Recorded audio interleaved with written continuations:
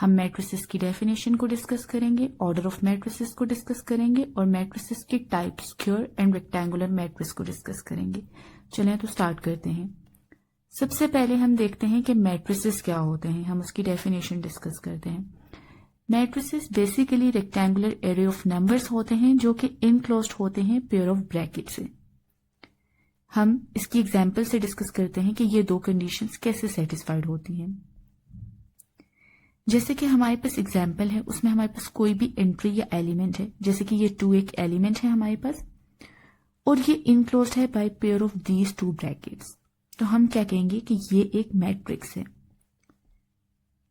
इसी तरह हमारे पास एक और एग्जाम्पल है, उस एग्जाम्पल में भी यही चीज है। हमारे पास 2 एंट्रीज हैं, आप इनको एलिमेंट या एंट्री कुछ भी कह सकते हैं, ये इनक्लोज्ड है पेयर ऑफ ब्रैकेट के, तो हम कहेंगे ये भी मैट्रिक्स है। इसी तरह हमारे पास ये एग्जाम्पल है, ये भी मैट्रिक्स है क्योंकि ये दोनों कंडीशंस पे पूरा उतर रही है। ये रेक्टेंगुलर एरिया ऑफ नंबर भी है और ये इनक्लोज्ड है पेयर ऑफ ब्रैकेट के भी, तो हम इसको भी मैट्रिक्स कहेंगे। अब हम आ जाते हैं इसकी तरफ, इस एग्जाम्पल की तरफ। इसमें हमारे पास सब एलिमेंट्स प्रेजेंट हैं बट एक एलिमेंट मिसिंग है यहाँ पर। तो जब एलिमेंट मिसिंग है तो ये रेक्टेंगुलर एरिया ऑफ नंबर नहीं है, पर ये इनक्लोज्ड है पेयर ऑफ ब्रैकेट के, बट ये एक कंडीशन पे पूरा नहीं उतर रहा, इस वाली कंडीशन पे, तो हम कहेंगे ये मैट्रिक्स नहीं है। हम अगली एग्जाम्पल पे आ जाते हैं। इस एग्जाम्पल में हम देखेंगे कि मैट्रिक्स में रो और कॉलम क्या चीजें होती हैं।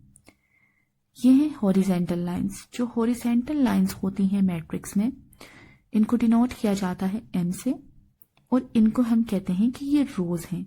और यहाँ पर कितनी रोज हैं? 3 रोज हैं। इसी तरह जो वर्टिकल लाइंस होती हैं, इनको डिनोट किया जाता है एन से और इनको हम कहते हैं कॉलम। और यहाँ पर हमारे पास कितने कॉलम हैं? हमारे पास 3 कॉलम हैं। मुझे उम्मीद है कि रोज एंड कॉलम्स आपको क्लियर हो गए होंगे कि रोज क्या होती हैं, कॉलम्स क्या होते हैं। अब चलते हैं ऑर्डर ऑफ मैट्रिक्स की तरफ कि ऑर्डर ऑफ मैट्रिक्स क्या होता है और हम इसको कैसे पता लगाते हैं कि किसी भी मैट्रिक्स का ऑर्डर क्या है। ऑर्डर ऑफ मैट्रिक्स, किसी भी मैट्रिक्स में जितनी रोज होती हैं और जितने कॉलम्स होते हैं उनको कहते हैं। m बाई n को ऑर्डर ऑफ मैट्रिक्स कहते हैं। हम इसको एग्जाम्पल से अंडरस्टैंड करते हैं। जैसे कि हमारे पास ये एक मिसाल है, इसमें हमारे पास कितनी रोज हैं हम ये देखेंगे। हमारे पास 3 रोज हैं। फिर हम देखेंगे इसमें कॉलम्स क्या हैं। इसमें हमारे पास कितने कॉलम हैं? इसमें हमारे पास 3 कॉलम हैं। तो हम कहेंगे कि इसका जो ऑर्डर ऑफ मैट्रिक्स है वो 3/3 है। इसका ऑर्डर ऑफ मैट्रिक्स 3/3 है। इसी तरह हम आ जाते हैं टाइप ऑफ मैट्रिसेस के बारे में। वैसे तो बहुत सारी टाइप्स हैं बट यहां पर हम डिस्कस करेंगे रेक्टेंगुलर एंड स्क्वायर कि रेक्टेंगुलर मैट्रिक्स और स्क्वायर मैट्रिक्स होते क्या हैं। एक चीज याद रखिएगा, rectangular matrix and square matrix एक दूसरे के ऑपोजिट होते हैं। जैसे कि सबसे पहले हम रेक्टेंगुलर मैट्रिक्स को डिस्कस करेंगे। उसमें क्या होता है कि नंबर ऑफ रोज और नंबर ऑफ कॉलम जो है वो इक्वल नहीं होते, मतलब m इक्वल नहीं होता n के। इसकी एग्जाम्पल हम देखते हैं। इसमें क्या है, हमारे पास 2 एंट्रीज हैं, इनक्लोज्ड हैं बाय पेयर ऑफ ब्रैकेट के। हम देखेंगे इसमें रोज कितनी है, कॉलम कितने हैं। रोज तो जब हमने देख ली, इसमें हॉरिजेंटल लाइंस कितनी है, 1, तो हम कहेंगे रो हमारे पास 1 है। वर्टिकल लाइंस कितनी है, 2, हम कहेंगे कॉलम हमारे पास 2 हैं। 1 इज नॉट इक्वल टू 2, मतलब कि m not equal to n है, तो हम कहेंगे कि ये रेक्टेंगुलर मैट्रिक्स है। एक और मिसाल देखते हैं। देखिए इसमें कितने रोज हैं, इसमें 3 रोज हैं। कितने कॉलम हैं, 1 कॉलम है। 3 इज नॉट इक्वल टू 1, तो हम कहेंगे कि ये रेक्टेंगुलर मैट्रिक्स है। अब चलते हैं हम स्क्वायर मैट्रिक्स की तरफ कि स्क्वायर मैट्रिक्स क्या होता है।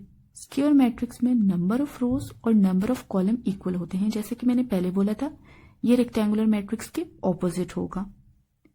इसकी मिसाल देखते हैं हम।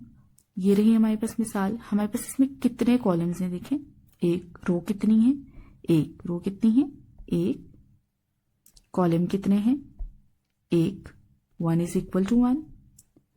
इस कंडीशन पे पूरा उतर रहा है, तो हम कहेंगे ये स्क्वायर मैट्रिक्स है। इसी तरह इसमें देखते हैं कितनी रोज हैं। इसमें हमारे पास 3 रोज हैं। अब हम देखते हैं कॉलम कितने हैं। इसमें 3 कॉलम हैं। 3 = 3, तो हम कहेंगे ये स्क्वायर मैट्रिक्स है। डिस्कस करने लगे हैं टाइप ऑफ मैट्रिसेस। हम डिस्कस करेंगे रो मैट्रिक्स के हवाले से, कॉलम मैट्रिक्स के हवाले से, डायगोनल मैट्रिक्स के हवाले से, स्केलर मैट्रिक्स के हवाले से। सबसे पहले हम रो मैट्रिक्स को डिस्कस करेंगे कि रो मैट्रिक्स क्या है। रो मैट्रिक्स क्या होता है? रो मैट्रिक्स जो होता है टाइप ऑफ मैट्रिक्स होता है जिसमें सिंगल रो होती है, पर कॉलम्स जो हैं वो एक से ज्यादा भी हो सकते हैं। रो एक होनी चाहिए, कॉलम्स एक से ज्यादा भी हो सकते हैं। चले हम इसकी एग्जाम्पल देखते हैं। जैसे कि हमारे पास एग्जाम्पल है, इस एग्जाम्पल में आप देखें कि हमारे पास कितनी रोज हैं। हमारे पास एक ही रो है, और देखें हमारे पास कितने कॉलम्स हैं। हमारे पास 2 कॉलम्स हैं। तो ये इस कंडीशन को सेटिस्फाई कर रहा है कि इसमें हमारे पास सिंगल रो है और कॉलम्स डिफरेंट हैं। तो हम कहेंगे कि ये जो मैट्रिक्स है ये रो मैट्रिक्स है। अब हम चलते हैं कॉलम मैट्रिक्स की तरफ कि कॉलम मैट्रिक्स क्या होता है। Column matrix type of matrix होता है जिसके पास सिंगल कॉलम होता है और उसमें रो जो है वो एक से ज्यादा भी हो सकती हैं। ठीक है, हम इसकी एग्जाम्पल देखते हैं। ये हमारे पास एग्जाम्पल है। इसमें हमारे पास देखें कितनी रोज हैं। इसमें हमारे पास 2 रोज हैं और कितने कॉलम्स हैं? 1 कॉलम है। तो ये इस कंडीशन पे पूरा उतर रहा है कि कॉलम मैट्रिक्स वो मैट्रिक्स होता है जिसमें 1 कॉलम होता है और रो ज्यादा हो सकती हैं। तो हम इसको कॉलम मैट्रिक्स कहेंगे। ये डिफरेंस होता है रोज एंड कॉलम मैट्रिक्स का। अब हम चलते हैं डायगोनल मैट्रिक्स की तरफ कि डायगोनल मैट्रिक्स क्या होता है। डायगोनल मैट्रिक्स बेसिकली एक स्क्वायर मैट्रिक्स होता है जिसमें सारे एलिमेंट 0 होते हैं except principal diagonal. Principal diagonal के अलावा सारे एलिमेंट 0 होते हैं। हम इसकी एग्जाम्पल देखते हैं। जैसे कि ये जो होता है इसको हम प्रिंसिपल डायगोनल कहते हैं। ये कोई एलिमेंट जो है, ये कोई नंबर है या कोई भी अल्फाबेट है, इसके अलावा जो सारे हैं वो 0 हैं। तो हम कहेंगे ये जो मैट्रिक्स है वो हमारे पास डायगोनल है। हम इसकी एग्जाम्पल देखते हैं। जैसे कि हमारे पास ये एग्जाम्पल है, इसमें हमारे पास एक ही नंबर है और ये डायगोनल एंट्री है। इसके अलावा कोई एलिमेंट नहीं है, तो हम कहेंगे ये डायगोनल मैट्रिक्स है। इसके अलावा हमारे पास ये है, इसमें बाकी सारे एलिमेंट्स जो हैं वो 0 हैं, पर जो प्रिंसिपल डायगोनल है वो हमारे पास डिफरेंट एलिमेंट्स हैं। तो हम कहेंगे कि ये जो मैट्रिक्स है ये डायगोनल मैट्रिक्स है। सिमिलरली आप इस एग्जाम्पल में भी देखें, प्रिंसिपल डायगोनल के अलावा सारे एलिमेंट्स 0 हैं, तो हम कहेंगे कि ये भी डायगोनल मैट्रिक्स है। अब हम चलते हैं स्केलर मैट्रिक्स और आइडेंटिटी मैट्रिक्स की तरफ कि स्केलर मैट्रिक्स क्या होता है और आइडेंटिटी मैट्रिक्स क्या होता है। Scalar matrix type of diagonal matrix होता है। ठीक है, ये डायगोनल मैट्रिक्स की एक टाइप होता है और जो डायगोनल एलिमेंट्स होते हैं इसके वो या तो इक्वल होते हैं या फिर सेम होते हैं। इक्वल या सेम होते हैं मतलब जैसे कि हम एक एग्जाम्पल देखेंगे। इसमें हमारे पास डायगोनल एलिमेंट क्या है? सेम है, तो ये हमें स्केलर मैट्रिक्स, हम इसको स्केलर मैट्रिक्स कहेंगे। इसी तरह इसमें भी डायगोनल एलिमेंट सेम है, मतलब कि सब 5 हैं, तो इसको भी हम स्केलर मैट्रिक्स कहेंगे। अब हम आइडेंटिटी मैट्रिक्स की तरफ जाते हैं कि आइडेंटिटी मैट्रिक्स क्या होता है। आइडेंटिटी मैट्रिक्स में क्या होता है कि स्केलर मैट्रिक्स के जितने भी एलिमेंट्स होते हैं, मतलब जो डायगोनल एलिमेंट्स होते हैं, वो सब किसके इक्वल होते हैं? 1 के इक्वल होते हैं। तो वो फिर आइडेंटिटी मैट्रिक्स बन जाता है। हम इसकी एग्जाम्पल देखते हैं। एग्जाम्पल में ये देखें, ये हमारे पास प्रिंसिपल डायगोनल एलिमेंट्स क्या हैं? सब 1 हैं, तो हम इसको क्या कहेंगे कि ये आइडेंटिटी मैट्रिक्स है। आई होप ये डिफरेंस आपको क्लियर हो गया होगा इस लेक्चर के बाद। नल मैट्रिक्स और जीरो मैट्रिक्स को डिस्कस करेंगे। नल और जीरो एक ही मैट्रिक्स के 2 नेम हैं। तो देखते हैं इसकी डेफिनेशन। डेफिनेशन है कि कोई स्क्वायर मैट्रिक्स हो या रेक्टेंगुलर मैट्रिक्स हो, कोई मैट्रिक्स हो जो स्क्वायर हो या फिर रेक्टेंगुलर हो, जिसका हर एलिमेंट 0 हो, उसको हम नल या फिर जीरो मैट्रिक्स कहते हैं। ऐसा मैट्रिक्स जो स्क्वायर हो या फिर रेक्टेंगुलर मैट्रिक्स हो और उसमें हर एंट्री 0 हो, उसको हम जीरो मैट्रिक्स या फिर नल मैट्रिक्स कहते हैं। इसके लिए एग्जाम्पल्स देखते हैं। इसको हम ओ से डिनोट करते हैं और इसके लिए एग्जाम्पल जैसे 0, यहाँ पे एक ही रो एक ही कॉलम है ये हमारे पास, और इसमें एंट्री कौन सी है 0 है, ये हमारे पास एक नल मैट्रिक्स है। इसी तरह से ये मैट्रिक्स ले लें, ये एक स्क्वायर मैट्रिक्स है, यानी इसमें नंबर ऑफ रोज और कॉलम्स इक्वल हैं, 2 ही रो हैं 2 ही कॉलम्स हैं, तो इसलिए सारी एंट्रीज इसमें देखें 0 हैं। फर्स्ट एंट्री भी 0, सेकंड भी 0, थर्ड एंट्री, फोर्थ एंट्री, सारी एंट्रीज 0 हैं, इसलिए ये एक नल मैट्रिक्स है। कोई रेक्टेंगुलर मैट्रिक्स ले लेते हैं, यहाँ पे देखें इसकी रोज कितनी है 2 है, इसके कॉलम्स कितने हैं 3, यानी ये 2/3 का मैट्रिक्स है, तो ये एक रेक्टेंगुलर मैट्रिक्स है। इसमें देखें सारी एंट्रीज क्या हैं 0 हैं, फर्स्ट सेकंड थर्ड 4 5 6 सारी एंट्रीज इसमें 0 हैं, इसलिए ये एक नल मैट्रिक्स है। अब हम देखते हैं इक्वल मैट्रिसेस। इक्वल मैट्रिसेस कौन से होते हैं? ऐसे दो मैट्रिसेस जिनका ऑर्डर सेम हो उसको हम इक्वल मैट्रिक्स कहते हैं, और इसमें एंट्रीज भी सेम हो, कॉरस्पॉन्डिंग एंट्रीज सेम हो और ऑर्डर भी सेम हो, तो उसको हम इक्वल मैट्रिसेस कहते हैं। इक्वल मैट्रिसेस में एग्जांपल ले लेते हैं, जैसे हमारे पास ए कोई मैट्रिक्स है और उसमें एंट्रीज क्या है, ए ही एंट्री है, उसमें एंट्रीज कौन कौन सी हैं, ए है। अब सारी एंट्रीज ए होंगी, लेकिन उनका ऑर्डर हम साथ डिफाइन कर देते हैं। ऑर्डर क्या है, जो रोज की एंट्रीज हैं उनको हम आई कहते हैं और जो कॉलम्स की एंट्री है उनको हम जे कहते हैं। तो यहाँ पे ए आई जे लिखा हुआ है, यहाँ पे देखें एक बी मैट्रिक्स है, उसमें एंट्रीज बी हैं और ऑर्डर उनका क्या है आई जे, आई मतलब रोज के अकॉर्डिंग और जे मतलब कॉलम्स के अकॉर्डिंग एंट्री। इक्वल होंगे अगर इसमें ये कहा कि ए और बी इक्वल है if and only if. If और ओनली इफ का मतलब है कि हर हालत में अगर ए आई जे इक्वल होगा बी आई जे के, यानी ए और की सारी एंट्रीज अगर कॉरस्पॉन्डिंग एंट्रीज बी के इक्वल होंगी तो वो क्या होगा, एक इक्वल, दो इक्वल मैट्रिसेस होंगे, अदरवाइज वो इक्वल मैट्रिसेस नहीं होंगे। अब यहाँ पे आई क्या है, आई हमारे पास नंबर्स हैं 1 2 3 अप टू सो ऑन, हमने इसको नंबर ऑफ रोज हैं और हमने इसको एम का नाम दे दिया, और जे क्या है, ये कॉलम्स को डिनोट कर रहा है, कॉलम्स कितने हैं n कॉलम्स हैं हमारे पास टोटल। दो मैट्रिक्स अगर हम एग्जांपल ले लें, फर्स्ट के यहाँ पे ए मैट्रिक्स है, हम ले लेते हैं कोई भी मैट्रिक्स 1 -3 4 और 6, फर्स्ट के ये मैट्रिक्स है। हमारे पास कोई बी मैट्रिक्स है, ये हमने ले लिया 1 -3 4 और 6। इसमें देखिए फर्स्ट एंट्री कौन सी है, 0 है, इसमें फर्स्ट एंट्री 1 है, इसमें भी 1 है, इसमें फर्स्ट एंट्री -3, इसमें भी -3, इसमें 4, इसमें भी 4, इसमें भी 6, इसमें भी 6। तो ये दोनों मैट्रिक्स क्या होंगे, इक्वल होंगे, ए इक्वल होगा किसके, बी के। तो ये हमारे पास इस तरह से होता है। और अगर यहाँ पे फर्स्ट क्या, यहाँ पे 4 होता है और यहाँ -4 होता तो फिर ये इक्वल मैट्रिसेस ना होते, एक भी साइन चेंज हो जाए या किसी की जगह चेंज हो तो वो इक्वल मैट्रिसेस नहीं होते। एडिशन और ट्रांसपोज ऑफ मैट्रिसेस को डिस्कस करेंगे। सबसे पहले हम एडिशन ऑफ मैट्रिसेस देखेंगे और फिर ट्रांसपोज ऑफ मैट्रिक्स को डिस्कस करेंगे। तो देखते हैं addition of matrices. Addition of matrices क्या होता है, दो मैट्रिसेस की एडिशन तभी पॉसिबल है जब उनका ऑर्डर सेम होगा, यानी फर्स्ट सेट के number of rows first matrix की number of rows second matrix के नंबर ऑफ रोज के इक्वल हो और फर्स्ट मैट्रिक्स के number of columns second matrix के नंबर ऑफ कॉलम्स के इक्वल हो।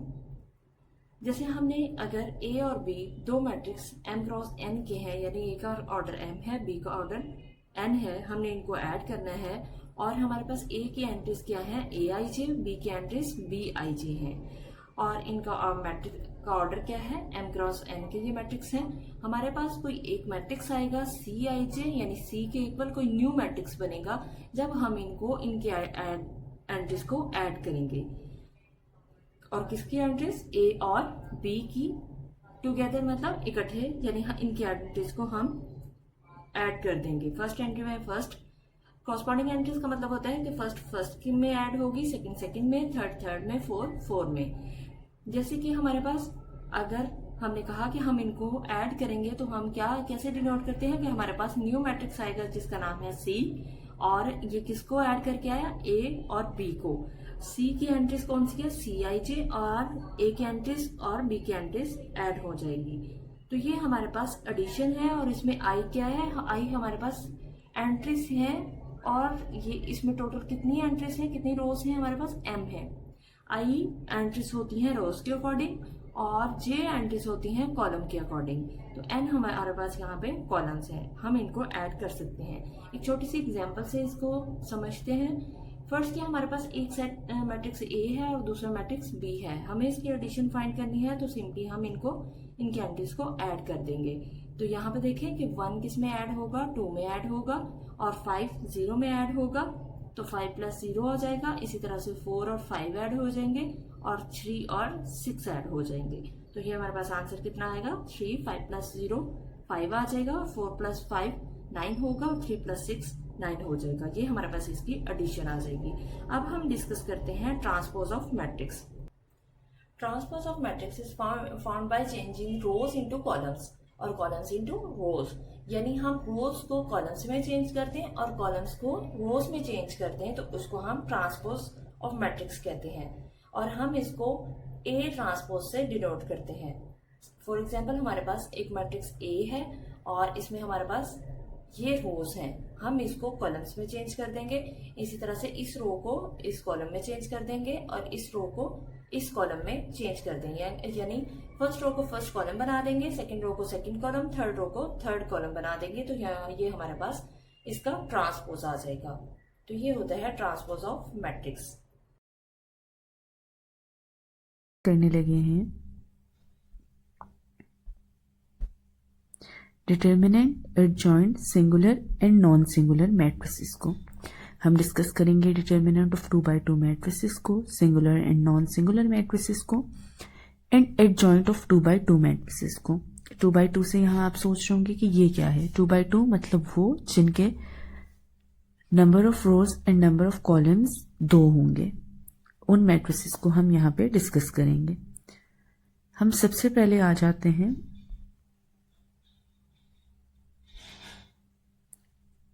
डिटर्मिनेंट ऑफ 2x2 मैट्रिसेस की तरफ कि डिटर्मिनेंट ऑफ 2x2 मैट्रिक्स होता क्या है। डिटर्मिनेंट ऑफ मैट्रिक्स जो होता है वो डोनेट होता है by enclosing its square array between vertical bars. हम मैट्रिसेस को तो ब्रैकेट्स में इनक्लोज करते थे, बट डिटर्मिनेंट को किस में करेंगे, वर्टिकल बार्स में। वर्टिकल बार्स कैसे होते हैं, ऐसे। तो हम इसको वर्टिकल बार में करेंगे। The number of element in any row और column is called order of determinant. हर एलिमेंट क्या कहलाएगा, ऑर्डर ऑफ डिटर्मिनेंट। हम इसकी एग्जाम्पल देखते हैं। फॉर एग्जाम्पल, हमारे पास एक एग्जाम्पल है, हमारे पास कोई भी मैट्रिक्स है, वो ये है, ठीक है, A = ABCD। इसका डिटर्मिनेंट क्या होगा, ये स्क्वायर ब्रैकेट्स में इनक्लोज्ड है, बट जब हम इसका डिटर्मिनेंट लेंगे हम उसको वर्टिकल बार में इनक्लोज्ड करेंगे और उसको ऐसे लिखेंगे। आई होप ये आपको क्लियर होगा। इसकी जो वैल्यूज होती हैं वो हम ऐसे डिफाइन करेंगे कि क्रॉस मल्टीप्लीकेशन कर देंगे और दरमियान में डिफरेंस का साइन होगा। मतलब अगर हमने किसी भी चीज का डिटर्मिनेंट लेना है तो हम उसको क्रॉस मल्टीप्लाई करेंगे और दरमियान में साइन क्या होगा, डिफरेंस का। ये होता है डिटर्मिनेंट का फॉर्मूला। हम एक एग्जाम्पल देखते हैं जिसमें हमारे पास ए है, ये, ठीक है, हमारे पास ए मैट्रिक्स है, वो ये है। जब हम इसका डिटर्मिनेंट लेंगे, सबसे पहला स्टेप हमने क्या करना है कि हमने इसको वर्टिकल बार में इनक्लोज कर देना है। वर्टिकल बार में इनक्लोज करने के बाद इसको क्रॉस मल्टीप्लाई करना है, मतलब 2 × 3, डिफरेंस का साइन लेना है, एंड -1 × 4। अब 2 × 3 क्या होता है, 6, -1 × 4 क्या होता है, -4, एंड जब माइनस माइनस आपस में ऐड होंगे तो वो क्या बन जाएगा, +4। तो हमारे पास आंसर आ गया 10। तो हम कहेंगे डिटर्मिनेंट ऑफ ए जो है वो हमारे पास 10 के इक्वल है। आई होप डिटर्मिनेंट कैसे लेते हैं ये आपको क्लियर हो चुका होगा। अब हम चलते हैं singular and non singular matrix की तरफ कि सिंगुलर मैट्रिक्स क्या होता है और नॉन सिंगुलर मैट्रिक्स क्या होता है। एक बात आपने याद रखनी है, एक स्क्वायर मैट्रिक्स सिंगुलर होगा जब डिटर्मिनेंट 0 होगा, ठीक है। अगर डिटर्मिनेंट 0 होगा तो वो सिंगुलर होगा। अदरवाइज वो नॉन सिंगुलर होगा। हम एक एग्जाम्पल लेते हैं और उससे अंडरस्टैंड करते हैं कि ये कैसे होगा। जैसे कि हमारे पास मैट्रिक्स है, ठीक है, हम क्या करेंगे, इस मैट्रिक्स का सबसे पहले डिटर्मिनेंट लेंगे देखने के लिए कि ये सिंगुलर है या नहीं। डिटर्मिनेंट लेना हमें आता है, अभी हमने सीखा था। हम क्रॉस मल्टीप्लीकेशन करेंगे और डिफरेंस ले लेंगे। जब हम क्रॉस मल्टीप्लीकेशन करके डिफरेंस लेंगे 1 मल्टीप्लाई बाई 8, 4 मल्टीप्लाई बाई 2, तो हमारे पास 8 माइनस 8 आ जाएगा, आंसर 0 आ गया। तो हम कहेंगे कि ये जो मैट्रिक्स है हमारे पास ये सिंगुलर है। ये मैट्रिक्स क्या है, सिंगुलर है। सिमिलरली अगर हम किसी भी मैट्रिक्स का डिटर्मिनेंट लें जो कि जैसे कि हम सपोज कर लेते हैं ए है हमारे पास 1 5 2 3, ठीक है, हम क्या करेंगे 1 multiply by 3 minus 2 multiply by 5, तो ये हमारे पास आ जाएगा 4 माइनस 10, तो हमारे पास आंसर क्या आ जाएगा -6। तो हम कहेंगे ये नॉन सिंगुलर है। क्यों नॉन सिंगुलर है, क्योंकि इसका जो डिटर्मिनेंट है वो 0 के इक्वल नहीं आया। तो अगर 0 है तो वो सिंगुलर है, अदरवाइज वो नॉन सिंगुलर है। आई होप ये आपको क्लियर हो चुका होगा। अब हम चलते हैं एडजॉइंट ऑफ मैट्रिसेस की तरफ, एडजॉइंट ऑफ 2x2 मैट्रिसेस की तरफ कि एडजॉइंट क्या होता है। एडजॉइंट ऑफ मैट्रिक्स जो है उसको सबसे पहली चीज हम डोनेट कैसे करते हैं, एडजॉइंट ऑफ ए ऐसे, ठीक है, और वो उसमें हम क्या करते हैं, हम ऑपोजिट एंट्रीज को, मतलब ये जो दो एंट्रीज होती हैं इनको चेंज कर देते हैं आपस में, और ये इस तरफ वाली जो एंट्रीज होती हैं इनके साइन को चेंज कर देते हैं, ठीक है। ये बात आपने याद रखनी है। जैसे कि हमने इसको चेंज किया जब ए और डी को, तो डी यहां चला गया, ए यहां आ गया। इन दोनों को हमने छेड़ना नहीं है, पर इनके जो साइन होंगे उनको हमने चेंज कर देना है। हमें एग्जाम्पल से ये बेटर समझ आएगा। जैसे कि हम एक एग्जाम्पल लेते हैं, उसमें हमारे पास ए जो है वो ये है, ठीक है। जब हम इसका एडजॉइंट लेंगे तो हम क्या करेंगे, 7 को यहां ले आएंगे, 2 को यहां ले आएंगे और इन दोनों के साइन चेंज कर देंगे, ये माइनस हो जाएगा।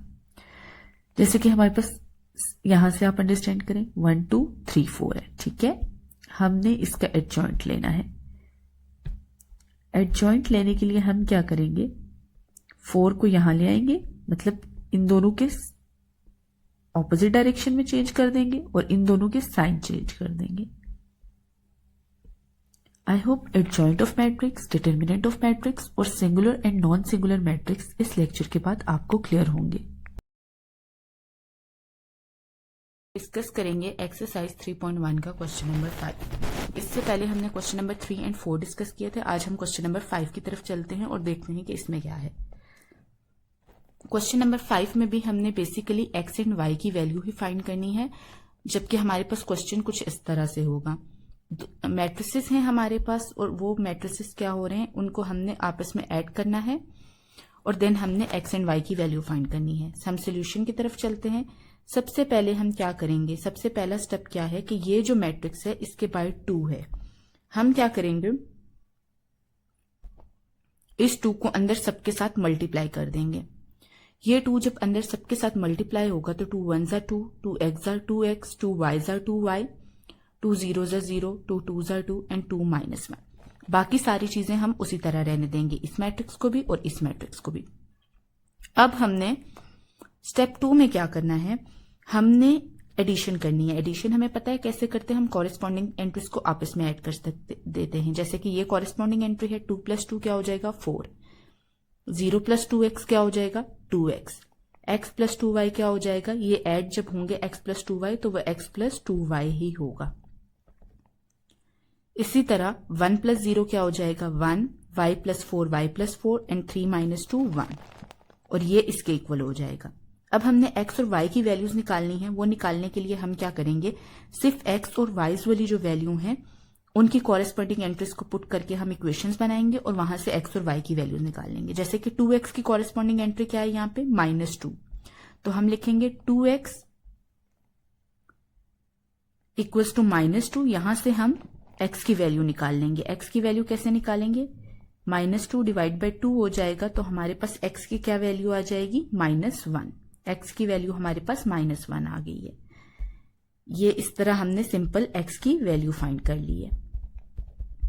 -1 आ गई है। इसी तरह अगर अब हम y की वैल्यू निकालेंगे तो y की वैल्यू निकालने के लिए हम इस वाली इक्वेशन को देख लेंगे। यहां से y की वैल्यू इजीली निकल सकती है, तो हम क्या करेंगे कि y + 4 को 6 के इक्वल पुट करेंगे। यहां से 4 वहां चला जाएगा, 6 - 4 हो जाएगा, तो y की वैल्यू हमारे पास क्या आ जाएगी 2। तो हमने x की भी वैल्यू निकाल ली और y की भी वैल्यू निकाल ली। तो इस तरह ये क्वेश्चन सॉल्व हो गया है। आई होप ये आपको क्लियर हो गया होगा। अब हम चलते हैं क्वेश्चन नंबर 6 की तरफ। क्वेश्चन नंबर 6 क्या है, हमने लेमडा म्यू ए को प्रूव करना है lambda under the bracket lambda mu A. इसको करने के लिए हम सोल्यूशन लेते हैं। सबसे पहले हम ए लेट कर लेते हैं। ए हमारे पास कोई भी मैट्रिक्स है जिसको हम ये लेट कर लेते हैं, A11, A12, A13, A21, A22, A23, A31, A32, A33। ये मैट्रिक्स हमने लेट कर लिया। हम पहले पार्ट की तरफ चलते हैं। पहला पार्ट ये है, हम लेमडा को बाहर ही रहने देंगे, लेमडा म्यू ए, ठीक है। हम लेमडा को बाहर ही रहने देंगे, म्यू को अंदर सबके साथ मल्टीप्लाई कर देंगे। जब हम म्यू को अंदर सबके साथ मल्टीप्लाई कर देंगे तो वो ऐसे आ जाएगा। फिर हम क्या करेंगे, लेमडा को भी अंदर सबके साथ मल्टीप्लाई कर देंगे। म्यू को मल्टीप्लाई करने के बाद हम लेमडा को भी अंदर मल्टीप्लाई कर देंगे। जब लेमडा को भी कर देंगे तो हमारे पास कुछ इस तरह से इक्वेशन बन जाएगी। अब हम क्या करेंगे, हम इन सब में एक चीज कॉमन है और वो क्या है, लेमडा एंड म्यू। हम क्या करेंगे, उसको कॉमन ले लेंगे। जब उसको कॉमन ले लेंगे तो अंदर ए बन जाएगा। तो हमारे पास ये कंडीशन सेटिस्फाइड होगी है कि लेमडा म्यू ए जो है वो इक्वल है लेमडा म्यू और ए के। तो हमने इस कंडीशन को जब सेटिस्फाई कर दिया है तो हम कहेंगे कि ये क्वेश्चन हमारे पास सॉल्व हो गया है। क्योंकि हमने इस चीज को प्रूव कर दिया, जिस चीज को हमने प्रूव करना था वो प्रूफ हो गया है। तो हम कहेंगे कि ये क्वेश्चन जो है वो सॉल्व हो गया है। करेंगे इनवर्स ऑफ 2x2 मैट्रिसेस को। 2x2 मैट्रिसेस मतलब कि जिसका ऑर्डर 2x2 का हो, रोज एंड कॉलम 2 हो। सबसे पहले डेफिनेशन की तरफ आते हैं। डेफिनेशन क्या है, अगर a non singular square matrix है तो हम कहेंगे कि ए इनवर्स जो हम उसका होगा, जो उसका इनवर्स लिया जाएगा exist of order row m/n का, उसको हम कहेंगे कि ये इनवर्स ऑफ मैट्रिक्स है। और उसको एक सेटिस्फाई करनी चाहिए एक प्रॉपर्टी को, जो प्रॉपर्टी है A inverse is equal to A inverse of A, जो कि इक्वल होना चाहिए आइडेंटिटी मैट्रिक्स के। अब हम यहाँ पे आइडेंटिटी मैट्रिक्स देखते हैं 2x2 मैट्रिक्स का। आइडेंटिटी मैट्रिक्स 2x2 मैट्रिक्स का जो है वो गिवन होता है इससे, मतलब डायगोनल एंट्रीज में क्या होना चाहिए, 1 होना चाहिए। अब हम आ जाते हैं इनवर्स के फॉर्मूला की तरफ कि इनवर्स का फॉर्मूला क्या होता है इनवर्स ऑफ मैट्रिक्स फाइंड करने का। इनवर्स ऑफ मैट्रिक्स फाइंड करने का बहुत सिंपल फॉर्मूला होता है, वो होता है A inverse is equal to adjoint of A divide by determinant of A. हमने adjoint of A and determinant of A पिछले लेक्चर्स में देखा था कि एडजॉइंट ऑफ ए कैसे फाइंड किया जाता है और डिटर्मिनेंट ऑफ ए कैसे फाइंड किया जाता है।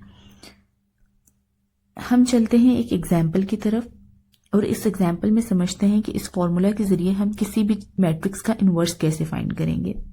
जैसे कि हमारे पास एग्जाम्पल है, हमारे पास मैट्रिक्स है और हमने इस मैट्रिक्स का इनवर्स फाइंड करना है। हमने इस मैट्रिक्स को नाम दे दिया ए का और हमने क्या करना है, ए का इनवर्स फाइंड करना है। सबसे पहली चीज हमने क्या करनी है, फॉर्मूला लगाना है। फॉर्मूला अभी हमने देखा था, A inverse is equal to adjoint of A divide by determinant of A. अब हम क्या करेंगे, स्टेप 2 पे चलते हैं। सबसे पहले हम डिटर्मिनेंट ले लेते हैं। डिटर्मिनेंट लेना हमें आता है, हमने पिछले लेक्चर्स में देखा कि डिटर्मिनेंट कैसे लेते हैं। डिटर्मिनेंट लेने के लिए हमने इन दोनों एंट्रीज को आपस में मल्टीप्लाई कर देना है और दरमियान में डिफरेंस का साइन आ जाएगा। जैसे कि 5 मल्टीप्लीकेशन 1 माइनस 3 मल्टीप्लीकेशन 1। जब 5 माइनस 3 किया तो 2, तो हम कहेंगे कि डिटर्मिनेंट ऑफ ए क्या आ गया है, हमारे पास 2 आ गया है। इस तरह हमने डिटर्मिनेंट फाइंड कर लिया। अब हमने नेक्स्ट स्टेप क्या करना है, नेक्स्ट स्टेप में हमने एडजॉइंट फाइंड करना है। एडजॉइंट फाइंड करना हमने सीखा था कि एडजॉइंट में हम क्या करते हैं, जैसे कि हमारे पास ये मैट्रिक्स ए है, हमने इसका एडजॉइंट फाइंड करना है। तो हमने क्या किया, 1 और 5 की पोजीशन चेंज कर दी और 3 और 1 के साइन चेंज कर दिए। हमारे पास ये आंसर आ गया। अब हमने जो एडजॉइंट और डिटर्मिनेंट आए, स्टेप 4 में जाके हमने उन दोनों को इस फॉर्मूला में पुट कर देना है। ठीक है, हमने इस फॉर्मूला में जब पुट करना है तो हमारे पास ये आंसर आ जाएगा। डिटर्मिनेंट को हमने हर एंट्री के साथ इंडिविजुअली भी डिवाइड कर दिया, तो हमारे पास जो आंसर आया वो ये आया 1/2 -3/2 -1/2 एंड 5/2। ये होता है प्रोसेस इनवर्स लेने का। हमने क्या करना होता है, एक दफा से हम दोबारा से रिपीट कर लेते हैं। हमने फॉर्मूला पुट करना होता है जो कि होता है adjoint of A divide by determinant of A. हमने एडजॉइंट लेना होता है, हमने डिटर्मिनेंट लेना होता है और उनको आपस में डिवाइड कर देना होता है, और जो आंसर आता है हम कहते हैं ये हमारे पास इनवर्स आया है। ये किसी भी 2x2 मैट्रिक्स को फाइंड करने के लिए, इनवर्स फाइंड करने के लिए हम ये फॉर्मूला यूज करेंगे। Thank you. हम डिस्कस करेंगे एक्सरसाइज 3.1 का क्वेश्चन नंबर 8। हम क्वेश्चन की तरफ चलते हैं। अगर हमारे पास कोई भी मैट्रिक्स है ए और उसकी वैल्यू है एक मैट्रिक्स जो कि है 1 to AB, हमने, और ए स्क्वायर जो है वो इक्वल होगा नल मैट्रिक्स के, ठीक है। हमने फाइंड करनी है वैल्यू ए एंड बी की। हमें कंडीशन बता दी गई है कि ए स्क्वायर किसके इक्वल है, नल मैट्रिक्स के। हम सोल्यूशन की तरफ चलते हैं। सोल्यूशन में सबसे पहले हमें पता है कि ए स्क्वायर नल मैट्रिक्स के इक्वल है और ए हमारे पास क्या है, ये। तो ए स्क्वायर का मतलब है ए dot A. A dot A मतलब ए को इटसेल्फ मल्टीप्लाई कर दो। हम क्या करेंगे, 1 to AB को, वाले मैट्रिक्स को 1 to AB से मल्टीप्लाई कर देंगे और वो इक्वल किसके हैं, इस नल मैट्रिक्स के। अब 1 to AB को जब हम आपस में मल्टीप्लाई करेंगे फर्स्ट रो फर्स्ट कॉलम के रूल से, 1 1s are 1 and 2 A's are 2A, 1 plus 2A। Similarly first row second column 2 plus 2B आ जाएगा, second row first column A plus AB आ जाएगा, सेकेंड रो सेकेंड कॉलम तो 2A plus B square आ जाएगा, वो के इक्वल होगा नल मैट्रिक्स के। अब हमने यहां से ए और बी की वैल्यूज निकालनी है।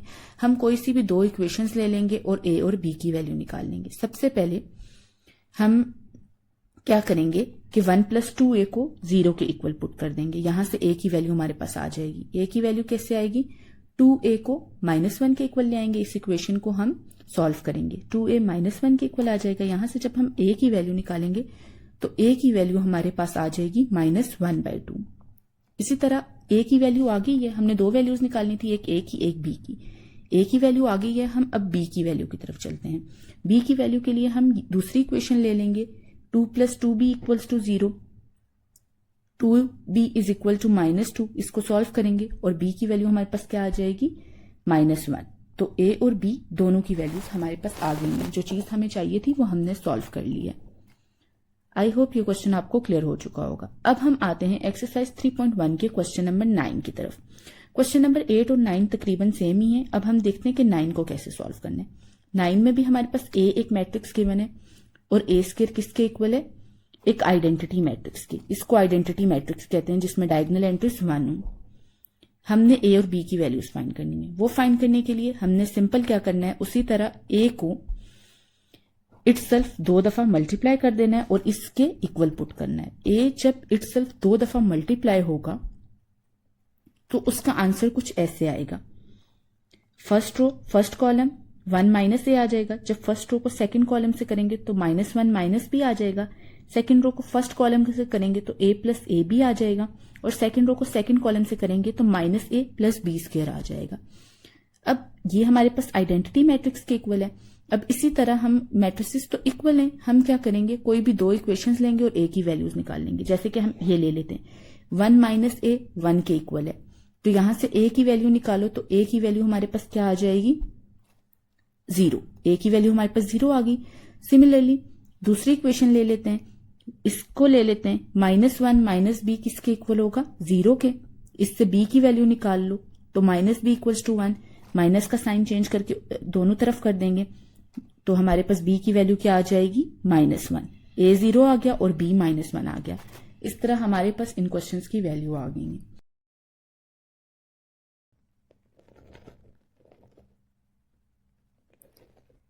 इस लेक्चर में हम डिस्कस करने लगे हैं एक्सरसाइज 3.1 का क्वेश्चन नंबर 10। आते हैं क्वेश्चन की तरफ।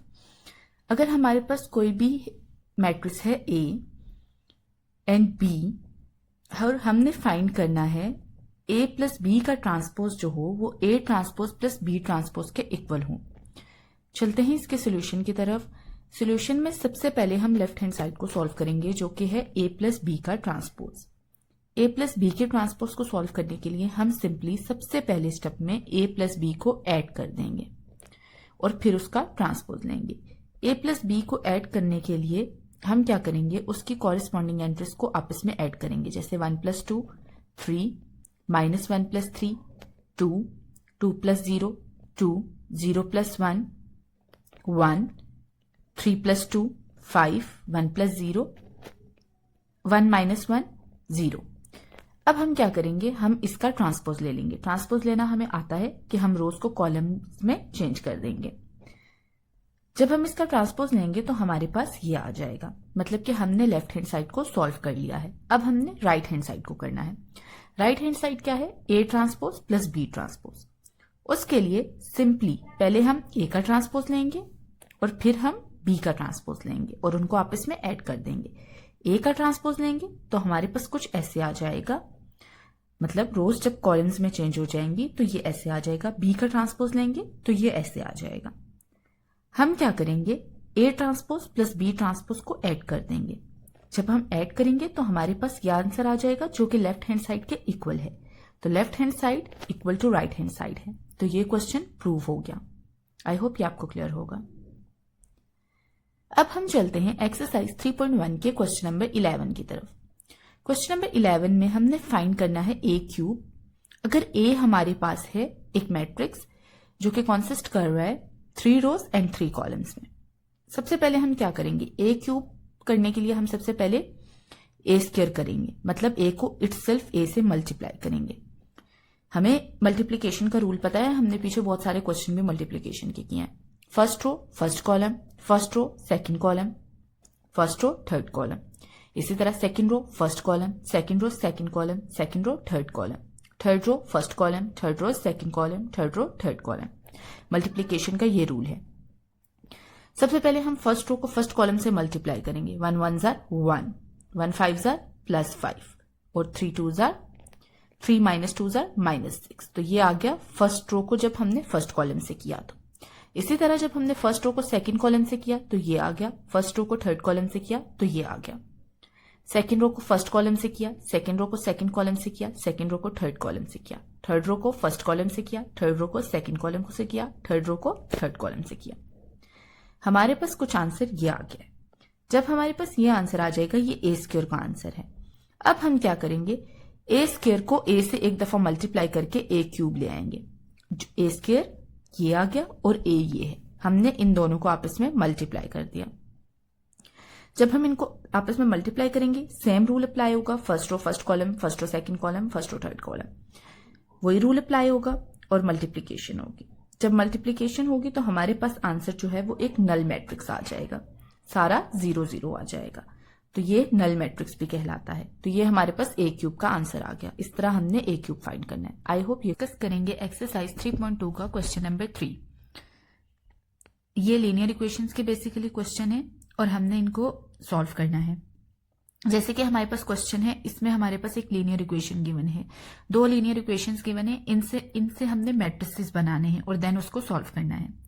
हम सोल्यूशन की तरफ चलते हैं। सोल्यूशन में सबसे पहले हम क्या करेंगे कि ये जो लीनियर इक्वेशंस हैं इनके मैट्रिक्स की फॉर्म में इनको लिखेंगे। जब हम इनको मैट्रिक्स की फॉर्म में लिखेंगे तो हम कैसे लिखेंगे कि जो सिर्फ नंबर्स हैं हम उनको एक मैट्रिक कंसिडर करेंगे। जैसे कि 4 3 3 और -1 नंबर्स हैं, हमने क्या किया, इनको एक मैट्रिक्स कंसिडर किया। और जो x वाले कांस्टेंट है, मतलब जो कांस्टेंट है x, और या अगर यहाँ पे कोई y होता तो हम उनको दूसरे मैट्रिक्स में लिखते, बट यहाँ पे x1 और x2 है तो हमने उनको दूसरे मैट्रिक्स में लिखा। और जो इक्वल्स टू के साथ में एलिमेंट्स हैं हमने उनको एक और मैट्रिक्स की सूरत में लिख दिया। इस तरह हम किसी भी लीनियर इक्वेशन को मैट्रिक्स की फॉर्म में लिख सकते हैं। ये चीज हमें पता होनी चाहिए कि कोई भी लीनियर इक्वेशन अगर हमारे पास होगी तो हम उसको मैट्रिक्स की फॉर्म में कैसे लिखेंगे। तो उसको हम ऐसे लिखेंगे जैसे मैंने अभी आपको बताया। अब जब हमने इसको मैट्रिक्स की फॉर्म में लिख दिया तो हम क्या करेंगे कि हम जो पहला वाला मैट्रिक्स है उसको ए लेट कर दिया, जो एक्स वाला है उसको हमने एक्स लेट कर दिया, और सिमिलरली जो वाई वाला है, जो ये इक्वल्स टू के बाद है, इसको हमने बी लेट कर दिया। अब हमने फाइंड क्या करना है, हमने x की वैल्यूज फाइंड करनी है, x1 एंड x2 की। तो हम क्या करेंगे, ये मैट्रिक्स हमारे पास क्या बन गया, ax इक्वल्स टू b। जब हमने x की फाइंड करनी है तो हम a को उधर भेज देंगे, तो हमारे पास आ जाएगा x is equal to a inverse of b। हम इसको इक्वेशन 1 का नाम देंगे। अब हम इसको सॉल्व करने के लिए पहले a इनवर्स निकालेंगे और उसको b से मल्टीप्लाई कर देंगे x की वैल्यू निकालने के लिए। चले हम देखते हैं कि a इनवर्स कैसे लेना है। a इनवर्स लेने के लिए सबसे पहले हम डिटर्मिनेंट लेंगे। हमने डिटर्मिनेंट लिया, हमारे पास आंसर आ गया -13। अब हम क्या करेंगे, एडजॉइंट लेंगे। एडजॉइंट लिया जब हमने ए का, तो एडजॉइंट हमें पता है क्या होता है, ये पोजीशन चेंज हो जाती है और ये साइंस चेंज हो जाते हैं। ये हमने एडजॉइंट ले लिया। अब हम क्या करेंगे, एडजॉइंट लेने के बाद हम ए इनवर्स निकाल लेंगे। ए इनवर्स क्या होता है, adjoint of determinant by A, adjoint divided by determinant of A. Adjoint की वैल्यूज के साथ हमने डिटर्मिनेंट को डिवाइड कर दिया, हमारे पास क्या आ गया, इनवर्स का आंसर आ गया। अब हम इसको इक्वेशन 1 में पुट करेंगे एक्स की वैल्यू निकालने के लिए। इक्वेशन 1 में इसको पुट करेंगे हम, और उसके साथ हम क्या करेंगे, बी को मल्टीप्लाई कर देंगे। बी क्या था, ये हमारे पास बी था, बी को हमने इसके साथ मल्टीप्लाई कर दिया। जब हम इसको मल्टीप्लाई करेंगे तो हमारे पास हमने किस तरीके से मल्टीप्लाई किया, फर्स्ट रो फर्स्ट कॉलम, यहाँ पे सेकंड कॉलम नहीं है तो फर्स्ट कॉलम से किया, और सेकंड रो फर्स्ट कॉलम, हमारे पास ये आ गया। जब हमारे पास ये आ गया, ये बन गया -26 और ये बन गया 13। हमने इसको जो एडजॉइंट वाली वैल्यू आई हुई थी उसके साथ डिवाइड कर दिया, इनवर्स वाली जो हमारे पास वैल्यू आई हुई थी। डिवाइड करके हमने आंसर्स निकाल लिए। आंसर हमारे पास x1 जो है वो हमारे पास 2 आ गया है, और x2 हमारे पास -1 आ गया है। तो हमारे पास x का आंसर आ गया है। x1 हमारे पास क्या आया है, 2, एंड x2 क्या आया है हमारे पास, -1। तो ये इक्वेशन सॉल्व हो गई है, ये क्वेश्चन सॉल्व हो गया। आई होप कि आप सबको क्लियर हो चुका होगा। अब हम चलते हैं एक्सरसाइज 3.2 के क्वेश्चन नंबर 4 की तरफ। हम पार्ट 2 की तरफ चलते हैं। अगर हमारे पास ए है कोई भी मैट्रिक्स, सिमिलरली बी है कोई भी मैट्रिक्स, हमने शो क्या करना है, फाइंड क्या करना है, बी माइनस ए। हमें पता है माइनस का क्या फॉर्म, सब्ट्रैक्ट जब किसी भी चीज को करते हैं तो क्या करते हैं कि जो भी इस एलिमेंट का, जैसे कि कॉरेस्पॉन्डिंग एलिमेंट ये है तो हम इन दोनों को आपस में माइनस कर देंगे। तो बी माइनस ए है, तो हम सबसे पहले क्या लिखेंगे, हम बी मैट्रिक्स को लिखेंगे, फिर हम ए मैट्रिक्स को लिखेंगे और इन दोनों को आपस में माइनस कर देंगे। सेम वही, इसको इससे माइनस, इसको इससे माइनस, इसको इससे माइनस, कॉरेस्पॉन्डिंग एंट्रीज को आपस में माइनस कर देंगे। जब हम माइनस कर देंगे तो हमारे पास आंसर कुछ ऐसे आ जाएगा। आई होप कि आप सबको क्लियर हो गया होगा। हम डिटर्मिनेंट्स को डिस्कस करेंगे। तो डिटर्मिनेंट्स के लिए हमारे पास अगर कोई स्क्वायर मैट्रिक्स है, ऑर्डर उसका ग्रेटर देन 3 है या फिर इक्वल टू 3 है, हमें इसका डिटर्मिनेंट फाइंड करने के लिए जो पैटर्न पहले डिस्कस कर चुके हैं उसी को फॉलो करेंगे। और हमारे पास जैसे कि फॉर एग्जांपल हमने n ग्रेटर देन 3 था, तो यहाँ पे हम n4 ले लेते हैं। यानी एक मैट्रिक्स हमने A लिया और उसका ऑर्डर कितना है, 4, यानी इसमें 4 रोज हैं और 4 ही कॉलम्स हैं। हमें इसका डिटर्मिनेंट लेना है, तो डिटर्मिनेंट के लिए नोटेशन ये वाली यूज़ करते हैं, यानी इस ब्रैकेट से इसको डिनोट करते हैं। अब डिटर्मिनेंट फाइंड करने के लिए हमें 2 चीज़ों को फॉलो करना होता है। डिटर्मिनेंट के लिए हमें ज़रूरत पड़ती है माइनर ऑफ एन एलिमेंट की और कोफैक्टर ऑफ एन एलिमेंट की। तो सबसे पहले हम देखते हैं कि माइनर ऑफ एन एलिमेंट क्या होता है। माइनर ऑफ एन एलिमेंट होता है कि अगर आपके पास कोई स्क्वायर मैट्रिक्स है ए ऑर्डर 3 का और आपने इसका माइनर फाइंड करना है, तो माइनर को हमेशा ए आई जे स्मॉल ए से डिनोट करते हैं और ये एलिमेंट के लिए यूज़ होता है, और इसके माइनर को हम एम आई जे से डिनोट करते हैं। हमने क्योंकि हमारे पास ऑर्डर 3 का था, इसलिए हमने एक रो और एक कॉलम इसमें से डिलीट करना होता है। जैसे हमारे पास एक एग्जाम्पल ले लेते हैं, एक मैट्रिक्स ए है ऑर्डर 3 का, यानी इसमें 3 रोज हैं और 3 कॉलम्स हैं। हम क्या करेंगे, इसमें से हम एक रो डिलीट कर देंगे और एक कॉलम डिलीट कर देंगे। और ये किसके लिए हम कर रहे हैं, ये हम A12 के लिए कर रहे हैं। अगर हमें A12 माइनर फाइंड करना है तो हम क्या करेंगे, हम इस रो को छोड़ देंगे, जैसे कि मैं एडिशनल फिगर यहाँ पे बना देती हूँ, इस रो को छोड़ देंगे और इस कॉलम को छोड़ देंगे, और जो बाकी चीज़ें बचेंगी वो हम यहाँ पे लिख लेंगे। और इसका डिटर्मिनेंट जब लेंगे तो ये हमारे पास इसका माइनर आ जाएगा, यानी इसका डिटर्मिनेंट जो भी आएगा वो इसका माइनर होगा। अब हम कोफैक्टर को डिस्कस करते हैं। कोफैक्टर ऑफ एन एलिमेंट क्या होता है, कोफैक्टर ऑफ एन एलिमेंट के लिए हम ए आई जे से डिनोट करते हैं और इसके कोफैक्टर को ए आई जे से, कैपिटल ए आई जे से डिनोट करते हैं। और इसका फॉर्मूला क्या होता है, -1 पावर आई प्लस जे, यानी ith रो होगी, jth कॉलम होगा, मल्टीप्लाई बाय माइनर ऑफ आई जे, यानी जिस एलिमेंट का हम माइनर ले रहे हैं उसी का ही यहाँ पे डिटर्मिनेंट लिखा जाएगा। और इसको हम डिनोट करते हैं ए डिटर्मिनेंट से। फॉर एग्जांपल जैसे हमारे पास हमने A12 का हम ले रहे हैं माइनर, तो इसके लिए हम कोफैक्टर लेंगे A12 और कोफैक्टर के लिए फॉर्मूला लगाएंगे -1 की पावर, क्योंकि I हमारे पास कितना है 1 है और J कितना है 2 है, तो 1 + 2 आ जाएगा। और इसी का माइनर क्या हमने पीछे फाइंड किया था M12, तो M12 की वैल्यू हम यहाँ पे लगा देंगे, क्योंकि ये -1 की पावर ऊपर 1 + 2 कितनी हो जाएगी 3, और -1 की पावर ऑड हो तो आंसर नेगेटिव आ जाता है, और ये उसी तरह से हमारे पास आ जाएगा। अब हम इसका डिटर्मिनेंट फाइंड करते हैं ऑर्डर n > 3, तो माइनर भी हमने फाइंड कर लिया, कोफैक्टर भी। जैसे हमारे पास एक ऑर्डर है, एक मैट्रिक्स है ऑर्डर 3 का, यानी इसमें 3 रोज और 3 कॉलम्स हैं, तो इसका डिटर्मिनेंट कैसे हम लिखेंगे A11 यानी पहली एंट्री, और फर्स्ट में हम अगर पहली एंट्री लिखी है तो इस कॉलम को और फर्स्ट रो को छोड़ देंगे, जो बचेगा उसका माइनर लेंगे।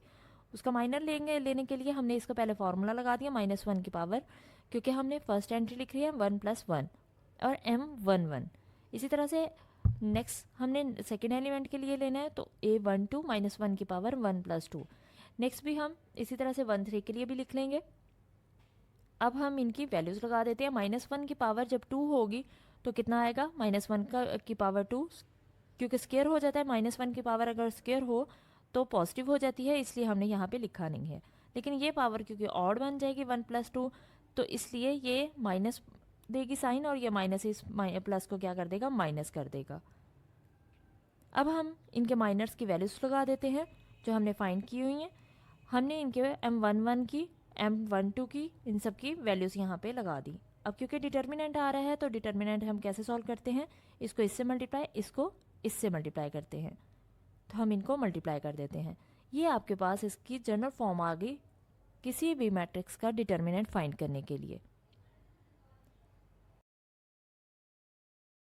प्रॉपर्टीज ऑफ डिटर्मिनेंट्स डिस्कस करेंगे, तो देखते हैं फर्स्ट प्रॉपर्टी है हमारे पास, अगर कोई स्क्वायर मैट्रिक्स ए है तो इसका डिटर्मिनेंट इक्वल होता है इसके ट्रांसपोज के डिटर्मिनेंट के। सेकंड प्रॉपर्टी देखें कि आपके पास अगर कोई स्क्वायर मैट्रिक्स ए है और इसमें 2 रोज या 2 कॉलम्स को इंटरचेंज कर दिया जाए, यानी आपस में चेंज कर दिया जाए, तो हम मैट्रिक्स के जो डिटर्मिनेंट है उसके बाहर माइनस लगा देते हैं। थर्ड प्रॉपर्टी देखें कि अगर किसी मैट्रिक्स ए में 2 रोज या फिर 2 कॉलम्स आइडेंटिकल हो जाएं तो इसका डिटर्मिनेंट इक्वल टू 0 होता है। आइडेंटिकल मतलब सेम हो जाएं। फोर्थ प्रॉपर्टी देखें कि अगर किसी रो में या किसी कॉलम की सारी एंट्रीज 0 हों तो उसको डिटर्मिनेंट भी 0 हो जाता है। फिफ्थ प्रॉपर्टी देखें कि फिफ्थ प्रॉपर्टी में है अगर कोई नॉन ज़ीरो नंबर, जैसे हमने के नंबर लिया और के क्या है, बिलोंग कर रहा है आर से, रियल नंबर्स के सेट से, अगर हम इसको मल्टीप्लाई करते हैं तो इसके डिटर्मिनेंट को हम कैसे लिखेंगे, इसके डिटर्मिनेंट के बाहर भी के आ जाएगा। सिक्स प्रॉपर्टी देखें कि अगर आपके पास कोई स्क्वायर मैट्रिक्स है और उसमें कोई कॉलम या फिर कोई रो, किसी भी कॉलम में या किसी रो में 2 टर्म्स आ रही हों तो हम उसके डिटर्मिनेंट में सम ऑफ 2 डिटर्मिनेंट्स लिख देते हैं। यानी जैसे आपके पास एक मैट्रिक्स बी है, इसमें देखें फर्स्ट कॉलम में हमारे पास 2 टर्म्स हैं, A11 B11 जैसे 2 टर्म्स हैं, तो हम इसका डिटर्मिनेंट कैसे लेंगे, इसके डिटर्मिनेंट को हम सम ऑफ 2 डिटर्मिनेंट्स लिख देंगे। सेवन्थ प्रॉपर्टी देखें कि अगर हम कोई नॉन ज़ीरो नंबर मल्टीप्लाई करें किसी भी रो से या फिर किसी कॉलम से और उसको ऐड करें तो उसके डिटर्मिनेंट किसी दूसरी रो में या कॉलम में ऐड करें तो उसका डिटर्मिनेंट उसी के इक्वल आएगा जो रियल में मैट्रिक्स था, यानी जैसे मैट्रिक्स ए था। एट्थ प्रॉपर्टी देखें, एट्थ प्रॉपर्टी में ये कहा गया कि अगर ट्रायंगुलर फॉर्म में आपके पास मैट्रिक्स हो तो उसका डिटर्मिनेंट फाइंड करने के लिए आप क्या करेंगे, आप जो उसके मेन डायगोनल में एंट्रीज आ रही हैं आप उनको जस्ट मल्टीप्लाई कर देंगे तो आपके पास उसका आंसर आ जाएगा। ये हमारे पास कुछ प्रॉपर्टीज़ थी। और जॉइंट किसी भी स्क्वायर मैट्रिक्स का कैसे लेते हैं जिसका ऑर्डर 3 से बड़ा हो या 3 के इक्वल हो। अगर आपके पास कोई भी मैट्रिक्स ए है जिसका ऑर्डर फर्स्ट किया 3/3 का है, जिसमें 3 रोज हैं और 3 कॉलम्स हैं, अब इसके एडजॉइंट के लिए हमें इसके कोफैक्टर्स पहले फाइंड करने होंगे। तो इसके कोफैक्टर्स को हम कैपिटल ए से डिनोट करते हैं और इस तरह से उसको लिखते हैं। जब हमारे पास कोफैक्टर्स आ जाएंगे तो हम इसका एडजॉइंट लेने के लिए इसके इन कोफैक्टर्स का ट्रांसपोज ले लेंगे, यानी ये जो आपके पास फर्स्ट रो आई है इसको हम फर्स्ट कॉलम बना देंगे और सेकंड रो को सेकंड कॉलम, थर्ड रो को थर्ड कॉलम बना देंगे। तो ये हमारे पास इसका एडजॉइंट आ जाएगा। नेक्स्ट हम डिस्कस करते हैं inverse square matrix of order n greater than equal to 3, यानी इन्वर्स क्या होता है।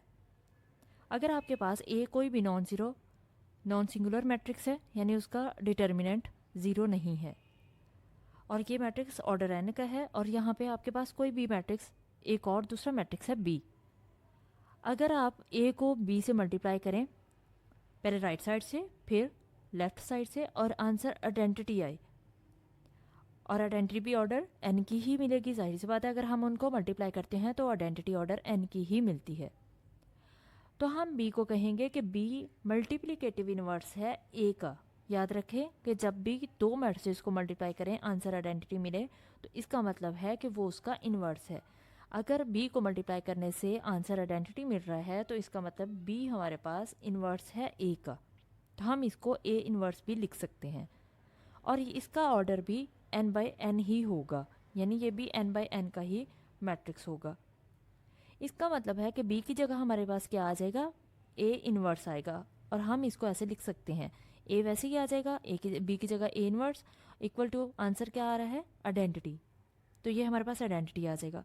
इसी तरह से इसकी ये साइड लिखेंगे, b की जगह क्या आया, a इन्वर्स, और a से मल्टीप्लाई होने के बाद इसने आंसर क्या दिया, आइडेंटिटी। और a हमारे पास क्या था, नॉन सिंगुलर मैट्रिक्स था। और इन्वर्स क्या होता है, इन्वर्स का फॉर्मूला क्या होता है ए इन्वर्स का, 1/, determinant of A into adjoint of A. ये हमारे पास इसका फॉर्मूला है।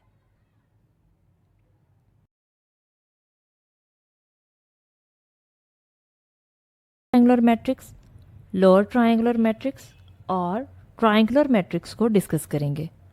तो देखते हैं सबसे पहले अपर ट्रायंगुलर मैट्रिक्स क्या होता है। अगर कोई मैट्रिक्स ए हम ले लें जो कि एंट्रीज उसकी हों ए आई जे एंट्रीज को डिनोट करता है, अपर ट्रायंगुलर मैट्रिक्स कहलाएगा अगर इसके प्रिंसिपल डायगोनल के नीचे सारे एलिमेंट्स 0 हों, यानी सारी एंट्रीज 0 हों, तो ऐसे मैट्रिक्स को हम अपर ट्रायंगुलर मैट्रिक्स कहते हैं। और इसमें वो एंट्रीज, उस मैट्रिक्स की वो एंट्रीज 0 होंगी जहाँ पे आई ग्रेटर देन होगा जे से।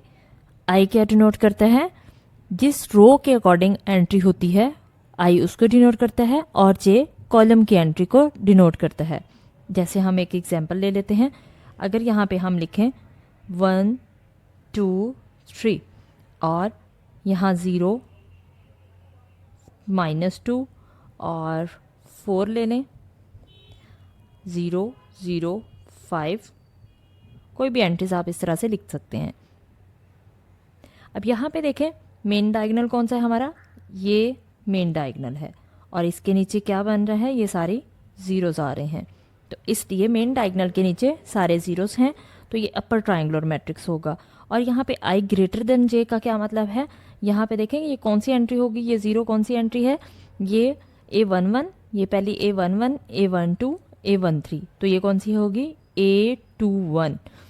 फर्स्ट एंट्री को हम आई कहते हैं, सेकेंड एंट्री को हम जे कहते हैं। तो यहाँ पे आई ग्रेटर देन है जे से, क्योंकि 2 बड़ा है जे से, 2 बड़ा है 1 से, तो इसका मतलब है कि 2 ग्रेटर देन 1, आई ग्रेटर देन जे। तो इसलिए इसको कहा गया कि वो वहाँ पे एंट्री 0 होंगी जहाँ पे आई ग्रेटर देन होगा जे से। इसी तरह से ये इक्वल है, क्योंकि ये A22 है, ये इक्वल होगा, ये A23 है, ये भी 2 लेस देन होगा 3 से, इसलिए ये 0 नहीं है। तो इस तरह से इसकी एग्जांपल आप समझ सकते हैं। अब हम डिस्कस करते हैं लोअर ट्रायंगुलर मैट्रिक्स। तो लोअर ट्रायंगुलर मैट्रिक्स कौन सा होता है, ऐसा मैट्रिक्स जिसकी सारे elements above the principal diagonal 0 हों, यानी प्रिंसिपल डायगोनल के ऊपर वाली एंट्रीज 0 हों। जैसे यहाँ पे हमारे पास ये ऊपर वाली एंट्रीज इस मैट्रिक्स में 0 नहीं थी। अगर हम एक और मैट्रिक्स ले लें, यहाँ पे हम ले लें 2 0 0 1 2 0 0 3 और 0। यहाँ पे चेक करें कि हमारे पास जो अबव एंट्रीज हैं, आप यहाँ पे -4 भी ले सकते हैं, -5 भी, कोई भी वैल्यू ले लें। यहाँ पे देखें ये हमारे पास मेन डायगोनल है, और मेन डायगोनल के ऊपर वाली एंट्री सारी क्या हैं, ये 0 हैं, तो हम इसे कहेंगे ये लोअर ट्रायंगुलर मैट्रिक्स है। और इसमें हमारे पास जो एंट्रीज वहाँ पे एंट्रीज 0 होंगी जहाँ i लेस देन होगा j से। i मतलब एंट्री रो की एंट्री, जैसे इस 0 को चेक करें तो इसकी एंट्री कौन सी है, ये 1 1, ये 1 2, तो 1 2 1, इसका मतलब 1 2 में क्या होगा, 1 लेस देन है 2 से, यानी i लेस देन है j से। तो जहाँ पे i लेस देन होगा j से वहाँ पे एंट्री 0 हो जाएगी। अब हम देखते हैं ट्रायंगुलर मैट्रिक्स। ट्रायंगुलर मैट्रिक्स कौन सा होता है, अ स्क्वायर मैट्रिक्स। ऐसा स्क्वायर मैट्रिक्स ट्रायंगुलर मैट्रिक्स होगा अगर या तो वो अपर ट्रायंगुलर हो या फिर लोअर ट्रायंगुलर हो, यानी हर अपर ट्रायंगुलर मैट्रिक्स हो चाहे या लोअर ट्रायंगुलर मैट्रिक्स हो तो हम उसे ट्रायंगुलर मैट्रिक्स कहेंगे। अब यहाँ पे एग्जांपल देखते हैं। जैसे हमारे पास ये दो मैट्रिक्स दिए गए हैं, तो हमारे पास हम कहेंगे कि ये ट्रायंगुलर मैट्रिक्स है और इनका फर्स्ट का ऑर्डर कितना है 3 और सेकंड का ऑर्डर कितना है, ये 4 ऑर्डर का मैट्रिक्स है। तो हमारे पास जो फर्स्ट मैट्रिक्स है उसको हम अपर ट्रायंगुलर मैट्रिक्स कहेंगे क्योंकि इसके मेन डायगोनल के नीचे क्या है, एंट्रीज 0 है, इसलिए हमें इसे अपर ट्रायंगुलर मैट्रिक्स कहेंगे। और इसमें देखें ये मेन डायगोनल है और मेन डायगोनल के ऊपर एंट्रीज सारी क्या है, 0 हैं, इसलिए ये लोअर ट्रायंगुलर मैट्रिक्स है। और ये दोनों ही ट्रायंगुलर मैट्रिक्स हैं। और स्क्यू सिमेट्रिक मैट्रिक्स को डिस्कस करेंगे। तो देखते हैं सबसे पहले सिमेट्रिक मैट्रिक्स। सिमेट्रिक मैट्रिक्स ऐसा मैट्रिक्स होता है जो कि स्क्वायर मैट्रिक्स हो और वो सिमेट्रिक मैट्रिक्स होगा अगर उसका ट्रांसपोज लिया जाए और आंसर उसी के इक्वल आ जाए, यानी हम ट्रांसपोज भी ले लें और मैट्रिक्स में कोई फ़र्क भी ना पड़े, वही आंसर आ जाए, तो ऐसे मैट्रिक्स को हम सिमेट्रिक मैट्रिक्स कहते हैं। यहाँ पे हमने जैसे ए मैट्रिक्स लिया, ये इसकी जनरल फॉर्म है, इसका मतलब है ए आई जे कोई भी एंट्रीज हो सकती हैं, हम कोई भी एंट्रीज लें, ऐसी एंट्रीज लें लेकिन जिनका ट्रांसपोज लिया जाए तो आंसर ए के इक्वल ही आ जाए, तो ऐसे मैट्रिक्स को हम सिमेट्रिक मैट्रिक्स कहेंगे। कुछ एग्जाम्पल से समझते हैं इसको। जैसे हमारे पास ये 2x2 का मैट्रिक्स है, अगर हम इसका ट्रांसपोज लें तो आंसर इसी के इक्वल आएगा, कोई चेंज नहीं आएगा। ये 3x3 का मैट्रिक्स है, अगर हम इसका ट्रांसपोज लें तो भी यही मैट्रिक्स आ जाएगा, इसमें भी कोई चेंज नहीं आएगा, तो ये सिमेट्रिक मैट्रिक्स है। ये हमारे पास 4x4 का मैट्रिक्स है और अगर हम इसका ट्रांसपोज लेंगे तो आंसर इसी के इक्वल आएगा। हम ट्रांसपोज ले भी लेंगे फिर भी वही वैल्यू आ जाएगी, इसलिए ये सिमेट्रिक मैट्रिक्स हैं। अब हम स्क्यू सिमेट्रिक मैट्रिक्स को डिस्कस करते हैं। स्क्यू सिमेट्रिक मैट्रिक्स ऐसा स्क्वायर मैट्रिक्स होता है जिसमें उसका ट्रांसपोज लिया जाए और आंसर माइनस के इक्वल आ जाए, माइनस और उसी मैट्रिक्स के इक्वल आ जाए लेकिन साथ माइनस लगा हो। जैसे यहाँ पे हमने एक जनरल फॉर्म में मैट्रिक्स लिया है ए मैट्रिक्स और ये ए आई जे इसकी जनरल एंट्रीज हैं और n बाई n मैट्रिक्स का n बाई n ऑर्डर है यहाँ पे, और ऑर्डर क्या है, n बाई n का मतलब है कि नंबर ऑफ रोज और कॉलम्स इक्वल हों, और जब हम इसका ट्रांसपोज लें आंसर उसी मैट्रिक्स के इक्वल आए लेकिन साथ माइनस आ जाए। इसको एग्जाम्पल से समझते हैं। जैसे हमारे पास एक एग्जाम्पल ले ली हमने, बी ये मैट्रिक्स ले लिया है। अब हमने क्योंकि इसको स्क्यू सिमेट्रिक प्रूव करना है तो इसके लिए हमें देखना होगा, इसका ट्रांसपोज लेना होगा, तो इसका ट्रांसपोज ले लेते हैं। ट्रांसपोज में हमने क्या किया कि फर्स्ट रो को फर्स्ट कॉलम बना दिया, इसी तरह से सेकंड रो को सेकंड कॉलम और थर्ड रो को थर्ड कॉलम बना देंगे। ये हमारे पास इसका ट्रांसपोज आ गया। अब ट्रांसपोज आ चुका है और एंट्रीज वही हैं, एंट्रीज इसकी वही हैं लेकिन इसमें साइन का फ़र्क है। हम इसको साइन अगर बाहर कॉमन ले लेते हैं, माइनस हमने बाहर कॉमन ले लिया, जब हम बाहर -1 लगाएंगे तो अंदर की सारी एंट्रीज के साइन चेंज हो जाएंगे, जो पॉजिटिव है वो नेगेटिव होगा, जो नेगेटिव है वो पॉजिटिव होगा।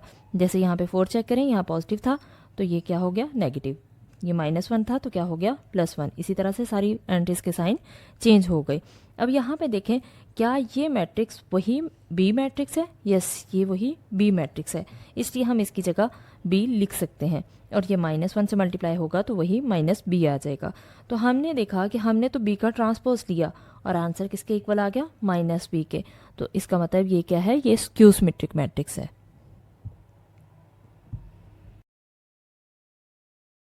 हर्मिशियन मैट्रिक्स और स्क्यू हर्मिशियन मैट्रिक्स को डिस्कस करेंगे। तो सबसे पहले देखते हैं हर्मिशियन मैट्रिक्स। हर्मिशियन मैट्रिक्स ऐसा मैट्रिक्स होता है क्या कहा उसने, स्क्वायर मैट्रिक्स ए मैट्रिक्स कोई भी जनरल फॉर्म में ले लिया, ए आई जे एन बाय एन, यानी स्क्वायर मैट्रिक्स है तो एन बाय एन मैट्रिक्स उसका ऑर्डर यूज होगा, नंबर ऑफ रोज और कॉलम्स इक्वल होंगे, with complex entries.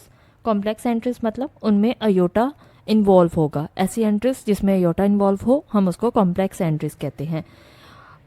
Hermitian matrix होगा अगर हम इसका कॉन्जुगेट लें और ट्रांसपोज लें लेकिन आंसर एक इक्वल आ जाए। हम इसका कॉन्जुगेट लेने के बाद ट्रांसपोज ले लें और आंसर एक इक्वल आ जाए तो उसको हम क्या कहते हैं, हर्मिशियन मैट्रिक्स कहते हैं। जैसे हम इसकी एग्जांपल ले लेते हैं, एक हमने मैट्रिक्स ले लिया ए मैट्रिक्स, यहाँ पे देखें कि यहाँ पे अयोटा इन्वॉल्व है तो इसलिए इसको हम कॉम्प्लेक्स एंट्रीज कहते हैं कि इस मैट्रिक्स की कॉम्प्लेक्स एंट्रीज हैं। और हम इसका सबसे पहले कॉन्जुगेट लेंगे। कॉन्जुगेट क्या होता है कि हम जहाँ पे अयोटा आ रहा है सिर्फ अयोटा वाली वैल्यू के साथ साइन चेंज कर देते हैं। यहाँ पे नेगेटिव साइन था तो क्या हो जाएगा, पॉजिटिव हो जाएगा। इसी तरह से ये पॉजिटिव था तो ये नेगेटिव होगा। हम प्लस को माइनस कर देते हैं और माइनस साइन को प्लस कर देते हैं। तो हमने इसका कॉन्जुगेट ले लिया। अब कॉन्जुगेट लेने के बाद डेफिनेशन में क्या था कि इसका ट्रांसपोज ने, हम इसका ट्रांसपोज ले लेते हैं। हमने इसका ट्रांसपोज ले लिया यानी इस रो को, फर्स्ट रो को हमने फर्स्ट कॉलम बना दिया और सेकंड रो को सेकंड कॉलम बना दिया। अब यहाँ पे देखें कि हमने इसका ट्रांसपोज भी ले लिया, इसका कॉन्जुगेट भी ले लिया और मैट्रिक्स वही ए मैट्रिक्स के इक्वल इसका आंसर आ गया। इसको, इन दोनों को अगर हम देखें तो ये वही मैट्रिक्स हमें मिल गया। तो इसलिए इसको हम क्या कहेंगे कि ये ए के इक्वल है और ये हर्मिशियन मैट्रिक्स है। अब हम डिस्कस करते हैं स्क्यू हर्मिशियन मैट्रिक्स को। तो स्क्यू हर्मिशियन मैट्रिक्स कौन सा होता है, कोई भी स्क्वायर मैट्रिक्स, जैसे हमने ए मैट्रिक्स ले लिया है, इसकी एंट्रीज को ए आई जे जनरल फॉर्म में इसको डिनोट करते हैं, ऑर्डर एन बाय एन का होगा, कॉम्प्लेक्स एंट्रीज के साथ, कॉम्प्लेक्स एंट्रीज जिसमें अयोटा इन्वॉल्व हो उसको हम स्क्यू हर्मिशियन कहेंगे अगर इसके कॉन्जुगेट का ट्रांसपोज लिया जाए और आंसर माइनस ए के इक्वल आ जाए तो ऐसे मैट्रिक्स को हम स्क्यू हर्मिशियन मैट्रिक्स कहेंगे। इसकी एग्जांपल ले लेते हैं, जैसे हमने एक मैट्रिक्स से ए ले लिया और इसकी ये एंट्रीज हमने ले ली। हम इसका सबसे पहले कॉन्जुगेट लेते हैं। कॉन्जुगेट क्या होगा कि पॉजिटिव साइन अयोटा के साथ जस्ट पॉजिटिव साइन, नेगेटिव होगा नेगेटिव पॉजिटिव होगा, ये नेगेटिव था तो पॉजिटिव हो गया, इसी तरह से ये भी नेगेटिव था तो क्या हो गया, पॉजिटिव हो गया। अब हम इसका ट्रांसपोज ले लेते हैं। ट्रांसपोज क्या होगा, फर्स्ट रो को हम फर्स्ट कॉलम बना देंगे और सेकंड रो को सेकंड कॉलम बना देंगे। हमने इसका ट्रांसपोज ले लिया। अब हम क्या करते हैं, इसमें से माइनस कॉमन ले लेते हैं। हमने -1 कॉमन ले लिया। जब भी हम -1 कॉमन लेते हैं तो अंदर सारी वैल्यूज के साइन चेंज हो जाते हैं। जो पॉजिटिव था यहाँ पे ये देखें ये नेगेटिव था तो क्या हो गया, ये पॉजिटिव हो गया, और ये भी पॉजिटिव था तो क्या हो गया, ये नेगेटिव हो गया। तो सारी वैल्यूज के साइन चेंज हो जाते हैं। अब यहाँ पे देखें, इसको कंपेयर करें तो ये वही ए मैट्रिक्स ही आ गया है। क्या हम इसकी जगह ए लिख सकते हैं, यस, ए जब -1 से मल्टीप्लाई होगा तो -a ही आएगा। अब हमने इसका कॉन्जुगेट लेने के बाद ट्रांसपोज लिया, आंसर हमारे पास -a के इक्वल आ गया। तो हमारे पास डेफिनेशन पूरी हो गई। तो इसका मतलब ये कौन सा मैट्रिक्स है, ए मैट्रिक्स कौन सा मैट्रिक्स है, स्क्यू हर्मिशियन मैट्रिक्स है। Leading entry echelon form of a matrix discuss करेंगे। तो देखते हैं सबसे पहले leading entry of a row. Leading entry क्या होती है, किसी भी नॉन जीरो रो में, मैट्रिक्स के किसी भी नॉन जीरो रो में फर्स्ट नॉन जीरो एंट्री को हम लीडिंग एंट्री कहते हैं। जो भी फर्स्ट नॉन जीरो एंट्री होगी उसको हम लीडिंग एंट्री कहते हैं। और ज़ीरो जो लीडिंग एंट्री से पहले आते हैं उन ज़ीरोस को हम लीडिंग ज़ीरोस कहते हैं। अब देखते हैं echelon form of a matrix. Echelon form of a matrix क्या होती है, इसके लिए कुछ कंडीशंस होती हैं। अगर हमारे पास कोई मैट्रिक्स ए है m/n ऑर्डर का, ये एचेलॉन फॉर्म में होगा अगर ये 3 कंडीशंस को पूरा करे। वो 3 कंडीशंस कौन कौन सी हैं कि हर successive non zero row, the number of rows before the leading entry is greater than the number of such zeros in proceeding row. इसका मतलब क्या था, इसका मतलब था कि अगर आपके पास कोई मैट्रिक्स है, यहाँ पे हमने जैसे ये 1 2 3 लिखा, अगर हम नेक्स्ट में लिखते हैं यहाँ पे पहला फर्स्ट ज़ीरो है, यहाँ पे हम 1 लिख देंगे और यहाँ पे हम -4 लिख दें, यहाँ पे 0 0 और यहाँ पे हम 1 लिख दें। ये हमारे पास यहाँ पे देखें कोई ज़ीरो नहीं है, यहाँ पे कोई भी ज़ीरो नहीं है। यहाँ सेकंड रो में देखें कि सेकंड रो में हमारे पास पिछली रो से ज़्यादा ज़ीरो होने चाहिए। यहाँ पे कोई नहीं था फर्स्ट रो में, सेकंड रो में हमारे पास 1 ज़ीरो आ गया। ठीक है, ये अभी तक कंडीशन सेटिस्फाई हो गई क्योंकि पिछली रो से इसमें ज़्यादा ज़ीरो हैं। अब इस रो में इससे पिछली रो से भी ज़्यादा ज़ीरो होने चाहिए। तो इसमें सेकंड रो में 1 ज़ीरो था तो थर्ड रो में कितने ज़ीरोज़ हैं? 2 ज़ीरोज़ हैं, ये 2 ज़ीरोज़ हैं। तो इसका मतलब है कि ये एचिलॉन फॉर्म में है। इसने ये कंडीशन पूरी कर दी।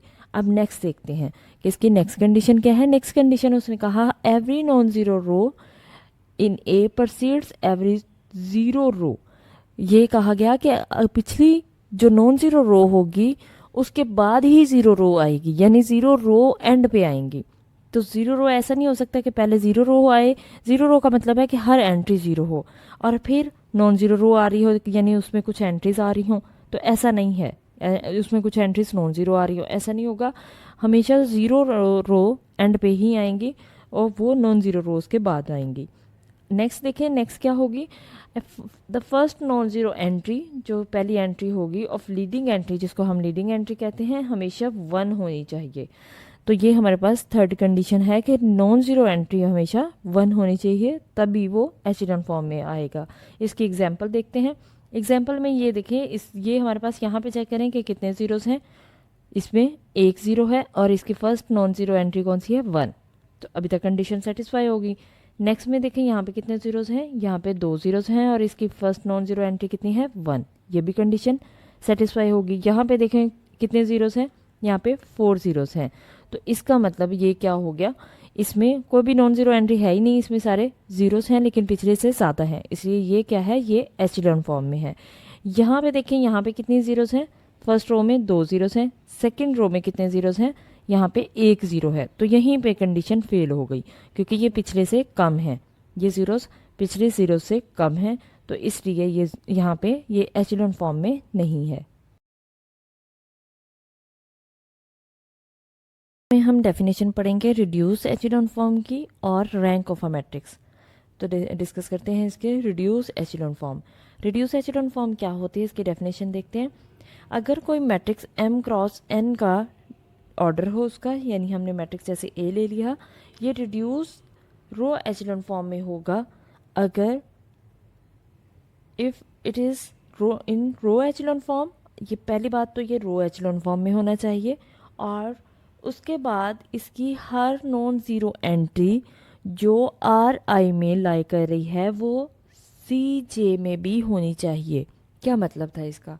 इसका मतलब ये था कि हर नॉन ज़ीरो एंट्री जो रो में आ रही है, फर्स्ट नॉन ज़ीरो एंट्री जो रो में आ रही है, वो उसी कॉलम की वही एंट्री होगी, यानी कॉलम में भी वही नॉन ज़ीरो एंट्री होगी और उस कॉलम की बाकी एंट्रीज जो भी होंगी वो ज़ीरो होंगी। यानी जो रो हम ले रहे हैं, फर्स्ट रो अगर देख रहे हैं, उसमें non zero first non zero entry जो होगी वो उस कॉलम में वही नॉन ज़ीरो एंट्री होगी, बाकी उस कॉलम की सारी एंट्रीज ज़ीरो होंगी। सिर्फ वही रो वाली एंट्री, उस कॉलम की भी एंट्री नॉन ज़ीरो होगी और बाकी ज़ीरोज़ होंगी। इसकी एग्जांपल देखते हैं। यहाँ पे देखें, हमारे पास इस फर्स्ट रो को कंसीडर करते हैं। फर्स्ट रो में देखें हमारे पास नॉन ज़ीरो एंट्री कौन सी है, ये 1 है, फर्स्ट नॉन ज़ीरो एंट्री। इस रो की ये फर्स्ट नॉन ज़ीरो एंट्री 1 है। इस कॉलम की भी नॉन ज़ीरो एंट्री चेक करें कि यही 1 है। इस कॉलम में ये बाकी दोनों एंट्रीज यहाँ पे देखें 0 हैं। तो यही बताया कि रो की जो नॉन ज़ीरो एंट्री होगी, कॉलम की भी वही नॉन ज़ीरो एंट्री होगी और वो बाकी कॉलम की सारी एंट्रीज 0 होंगी। अब अगर हमने ये अभी फर्स्ट रो की बात की है, अब हम सेकंड रो को देख लेते हैं कि सेकंड रो में देखें क्या होगा। सेकंड रो में फर्स्ट नॉन ज़ीरो एंट्री कौन सी आ रही है, ये आ रही है 1। और इस कॉलम में भी चेक करें कि इस कॉलम में इसी एंट्री के अलावा बाकी सारी 0 होंगी, जस्ट ये नॉन ज़ीरो होगी। तो ये देखें, ये भी 0 है और ये भी 0 है। तो इसका मतलब ये रिड्यूस एचिलॉन फॉर्म में है हमारे पास मैट्रिक्स। अब हम देखते हैं rank of a matrix. Rank क्या होता है, अगर आपके पास कोई भी नॉन ज़ीरो मैट्रिक्स A है और उसमें R अगर हम कह देते हैं number of rows, non zero rows को रिप्रेजेंट कर रहा है, और जब हमें इसे रिड्यूस करते हैं रिड्यूस एचिलॉन फॉर्म में, और हमारे पास जितनी भी नॉन ज़ीरो रोज बचती हैं वो हमारे पास उसका रैंक होता है उस मैट्रिक्स। प्रूफ करना है कि किसी मैट्रिक्स की पावर्स ली जाए और वो सिमेट्रिक है, यानी उसकी 2 पावर या 3 पावर उसको 2 दफ़ा या 3 दफ़ा मल्टीप्लाई किया जाए और वो सिमेट्रिक है। इसके लिए हम एक क्वेश्चन देखते हैं। क्वेश्चन में हमें दिया गया कि अगर A सिमेट्रिक हो या फिर स्क्यू सिमेट्रिक हो तो प्रूफ करें कि A स्क्वायर सिमेट्रिक है। देखते हैं इसका सोल्यूशन। सोल्यूशन में सबसे पहले हम फर्स्ट पार्ट ले लेते हैं कि A सिमेट्रिक है। फर्स्ट में हम ये रख लेते हैं ए सिमेट्रिक है।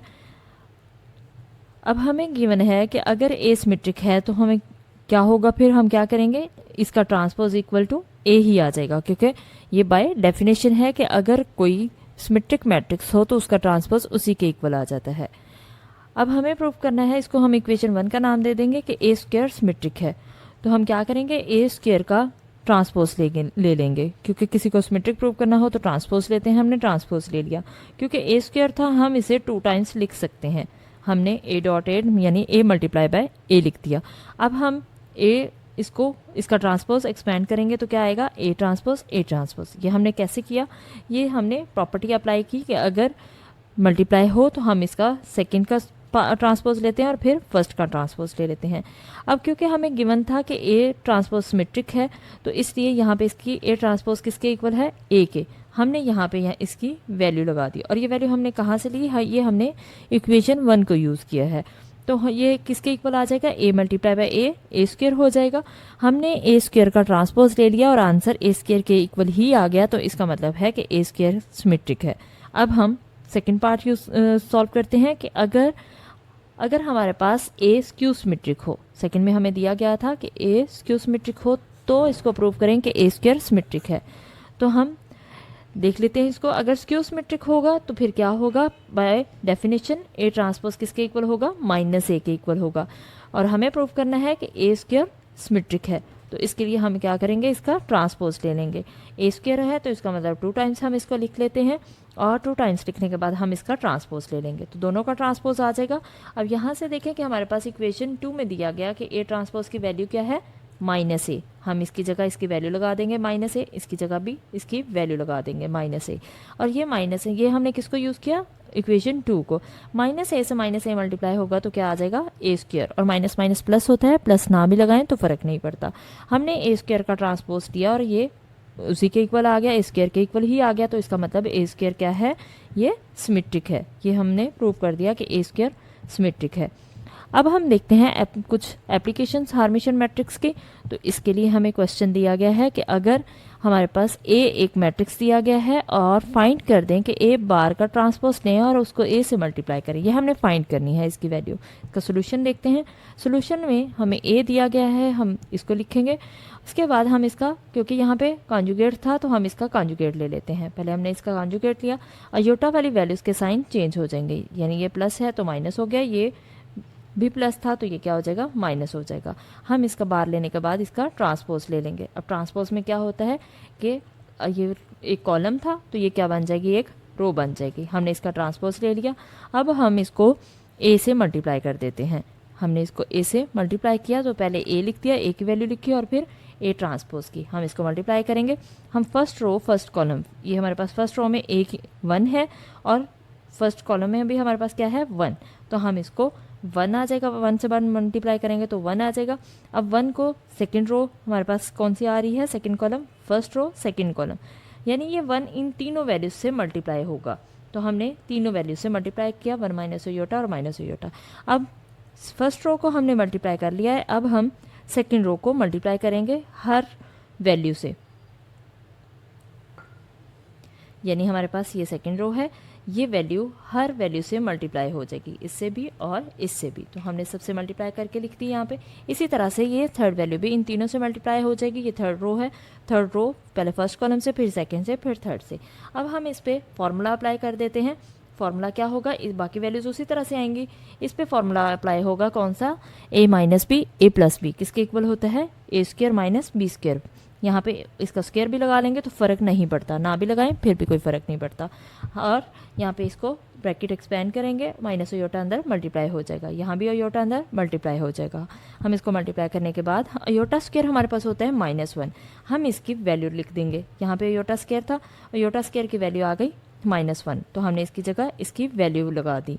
और क्योंकि यहाँ पे भी माइनस आ रहा था तो इसलिए ये माइनस माइनस क्या हो जाएगा, प्लस हो जाएगा। इसी तरह इसकी वैल्यू भी ओयोटा स्क्वायर की -1 थी तो ये माइनस माइनस +1 हो जाएगा। जहाँ जहाँ ओयोटा स्क्वायर है इसकी वैल्यू लगा देंगे। इसको मज़ीद सॉल्व कर लेते हैं। क्या आ जाएगा, यहाँ पे 1 + 1 कितना हो गया, 2 हो जाएगा, और बाकी वैल्यूज़ उसी तरह से आ जाएंगी। तो ये हमने ए बार यानी ए कॉन्जुगेट के ट्रांसपोज की वैल्यू फाइंड कर दी। होमोजीनियस और नॉन होमोजीनियस लीनियर इक्वेशंस को डिस्कस करेंगे। तो इसके लिए हम नॉन होमोजीनियस इक्वेशंस को देखते हैं। नॉन होमोजीनियस ऐसी इक्वेशन होती है जिसमें कोई लीनियर इक्वेशंस दी हो और वो नॉन होमोजीनियस होगी इन टू वेरिएबल्स। कौन कौन से यहाँ पे यूज़ हो रहे हैं, एक्स और वाई। अगर एक्स का वेरिएबल कोफिशिएंट भी ज़ीरो के इक्वल ना हो और वाई का कोफिशिएंट भी ज़ीरो के इक्वल ना हो। और नॉन होमोजीनियस वो उसी सूरत में होगी जब के इक्वल टू ज़ीरो ना हो, यानी के कोई भी नॉन ज़ीरो वैल्यू हो। ये के हमारे पास जो आ रहा है ये 2, 3, -2 कुछ भी हो सकता है, लेकिन ये ज़ीरो नहीं होना चाहिए, तो उसको हम नॉन होमोजीनियस लीनियर इक्वेशन कहेंगे। अब हम देखते हैं होमोजीनियस लीनियर इक्वेशन कौन सी होती है। होमोजीनियस लीनियर इक्वेशन इस टाइप की इक्वेशन होती है जिसमें जैसे ये लीनियर इक्वेशन है in two variables x and y, और ये होमोजीनियस तब होगी जब इसमें इसके कोफिशिएंट दोनों के एक्स और वाई के तो ज़ीरो कभी नहीं होंगे, क्योंकि वो लीनियर नहीं रहेगी अगर ज़ीरो हो जाएंगे। तो यहाँ पे के जब ज़ीरो के इक्वल आ जाएगा तो इसका मतलब ये क्या होगा कि ये होमोजीनियस लीनियर इक्वेशन है। इसका मतलब हमें क्या समझ आया कि अगर के ज़ीरो ना हो तो नॉन होमोजीनियस, और अगर ज़ीरो हो तो होमोजीनियस लीनियर इक्वेशन। अब हम देखते हैं सिस्टम ऑफ होमोजीनियस और नॉन होमोजीनियस लीनियर इक्वेशंस कौन सा होता है। System of non homogeneous linear equation को पहले नॉन होमोजीनियस को डिस्कस करते हैं। तो नॉन होमोजीनियस के लिए हमने टू लीनियर इक्वेशंस लेनी है। जैसे हमारे पास फर्स्ट ये लीनियर इक्वेशन है और सेकंड ये लीनियर इक्वेशन है, और ये दो वेरिएबल में दो ही लीनियर इक्वेशंस हैं। वेरिएबल्स में यानी एक्स वेरिएबल यूज़ हो रहा है एक, और दूसरा वेरिएबल वाई यूज़ हो रहा है इन दोनों में। और ये तब होमोजीनियस नॉन होमोजीनियस इक्वेशंस होंगी जब इसमें k1 और k2 दोनों ही ज़ीरो ना हो। जैसे हमने पीछे होमोजीनियस के एक इक्वेशन के लिए पढ़ा था, सेम ऐसे ही एक से ज़्यादा इक्वेशंस के लिए भी यही होगा कि अगर k1 और k2 यानी ये इक्वल के दूसरी साइड पे जो वैल्यू आ रही है ये ज़ीरो ना हो, ज़ीरो के अलावा कोई नंबर हो, तो ये नॉन होमोजीनियस इक्वेशन होगी। अब हम देखते हैं होमोजीनियस लीनियर इक्वेशन कौन सी होगी। होमोजीनियस के लिए भी हम दो लीनियर इक्वेशंस को ले लेते हैं। जैसे हमने ये लीनियर इक्वेशन ले ली और ये लीनियर इक्वेशन ले ली, तो ये इसमें कितने वेरिएबल्स यूज़ हो रहे हैं, दो वेरिएबल एक्स और वाई। तो ये अगर इसकी कांस्टेंट टर्म्स ये k1 और k2 अगर ज़ीरो हो जाएं तो उसको हम कहेंगे कि ये system of homogeneous linear equations है। हम डिटर्मिनेंट्स को डिस्कस करेंगे। तो डिटर्मिनेंट्स के लिए हमारे पास अगर कोई स्क्वायर मैट्रिक्स है, ऑर्डर उसका ग्रेटर देन 3 है या फिर इक्वल टू 3 है, हमें इसका डिटर्मिनेंट फाइंड करने के लिए जो पैटर्न पहले डिस्कस कर चुके हैं उसी को फॉलो करेंगे। और हमारे पास जैसे कि फॉर एग्जांपल हमने n ग्रेटर देन 3 था, तो यहाँ पे हम n4 ले लेते हैं। यानी एक मैट्रिक्स हमने A लिया और उसका ऑर्डर कितना है 4, यानी इसमें 4 रोज हैं और 4 ही कॉलम्स हैं। हमें इसका डिटर्मिनेंट लेना है, तो डिटर्मिनेंट के लिए नोटेशन ये वाली यूज़ करते हैं, यानी इस ब्रैकेट से इसको डिनोट करते हैं। अब डिटर्मिनेंट फाइंड करने के लिए हमें दो चीज़ों को फॉलो करना होता है। डिटर्मिनेंट के लिए हमें ज़रूरत पड़ती है माइनर ऑफ एन एलिमेंट की और कोफैक्टर ऑफ एन एलिमेंट की। तो सबसे पहले हम देखते हैं कि माइनर ऑफ एन एलिमेंट क्या होता है। माइनर ऑफ एन एलिमेंट होता है कि अगर आपके पास कोई स्क्वायर मैट्रिक्स है ए ऑर्डर 3 का और आपने इसका माइनर फाइंड करना है, तो माइनर को हमेशा AIJ स्मॉल a से डिनोट करते हैं, और ये एलिमेंट के लिए यूज़ होता है, और इसके माइनर को हम MIJ से डिनोट करते हैं। हमने क्योंकि हमारे पास ऑर्डर 3 का था, इसलिए हमने एक रो और एक कॉलम इसमें से डिलीट करना होता है। जैसे हमारे पास एक एग्जाम्पल ले लेते हैं, एक मैट्रिक्स A है ऑर्डर 3 का, यानी इसमें 3 रोज हैं और 3 कॉलम्स हैं। हम क्या करेंगे, इसमें से हम एक रो डिलीट कर देंगे और एक कॉलम डिलीट कर देंगे। और ये किसके लिए हम कर रहे हैं, ये हम A12 के लिए कर रहे हैं। अगर हमें A12 माइनर फाइंड करना है तो हम क्या करेंगे, हम इस रो को छोड़ देंगे। जैसे कि मैं एडिशनल फिगर यहाँ पे बना देती हूँ, इस रो को छोड़ देंगे और इस कॉलम को छोड़ देंगे, और जो बाकी चीज़ें बचेंगी वो हम यहाँ पे लिख लेंगे। और इसका डिटर्मिनेंट जब लेंगे तो ये हमारे पास इसका माइनर आ जाएगा, यानी इसका डिटर्मिनेंट जो भी आएगा वो इसका माइनर होगा। अब हम कोफैक्टर को डिस्कस करते हैं। कोफैक्टर ऑफ एन एलिमेंट क्या होता है। कोफैक्टर ऑफ एन एलिमेंट के लिए हम AIJ से डिनोट करते हैं, और इसके कोफैक्टर को ए आई जे से, कैपिटल ए आई जे से डिनोट करते हैं। और इसका फॉर्मूला क्या होता है, -1 पावर आई प्लस जे, यानी ith रो होगी, jth कॉलम होगा, मल्टीप्लाई बाय माइनर ऑफ आई जे, यानी जिस एलिमेंट का हम माइनर ले रहे हैं उसी का ही यहाँ पे डिटर्मिनेंट लिखा जाएगा। और इसको हम डिनोट करते हैं ए डिटर्मिनेंट से। फॉर एग्जांपल जैसे हमारे पास हमने A12 का हम ले रहे हैं माइनर, तो इसके लिए हम कोफैक्टर लेंगे A12 और कोफैक्टर के लिए फॉर्मूला लगाएंगे -1 की पावर, क्योंकि i हमारे पास कितना है 1 है और j कितना है 2 है, तो 1 + 2 आ जाएगा। और इसी का माइनर क्या हमने पीछे फाइंड किया था, M12, तो M12 की वैल्यू हम यहाँ पे लगा देंगे, क्योंकि ये -1 की पावर ऊपर 1 + 2 कितनी हो जाएगी 3, और -1 की पावर ऑड हो तो आंसर नेगेटिव आ जाता है, और ये उसी तरह से हमारे पास आ जाएगा। अब हम इसका डिटर्मिनेंट फाइंड करते हैं, ऑर्डर n > 3, तो माइनर भी हमने फाइंड कर लिया, कोफैक्टर भी। जैसे हमारे पास एक ऑर्डर है, एक मैट्रिक्स है ऑर्डर 3 का, यानी इसमें 3 रोज और 3 कॉलम्स हैं, तो इसका डिटर्मिनेंट कैसे हम लिखेंगे, A11 यानी पहली एंट्री, और फर्स्ट में हम अगर पहली एंट्री लिखी है तो इस कॉलम को और फर्स्ट रो को छोड़ देंगे, जो बचेगा उसका माइनर लेंगे। उसका माइनर लेने के लिए हमने इसका पहले फॉर्मूला लगा दिया -1 की पावर, क्योंकि हमने फर्स्ट एंट्री लिख रही है 1 + 1 और M11। इसी तरह से नेक्स्ट हमने सेकेंड एलिमेंट के लिए लेना है, तो A12 -1 की पावर 1 + 2। नेक्स्ट भी हम इसी तरह से 13 के लिए भी लिख लेंगे।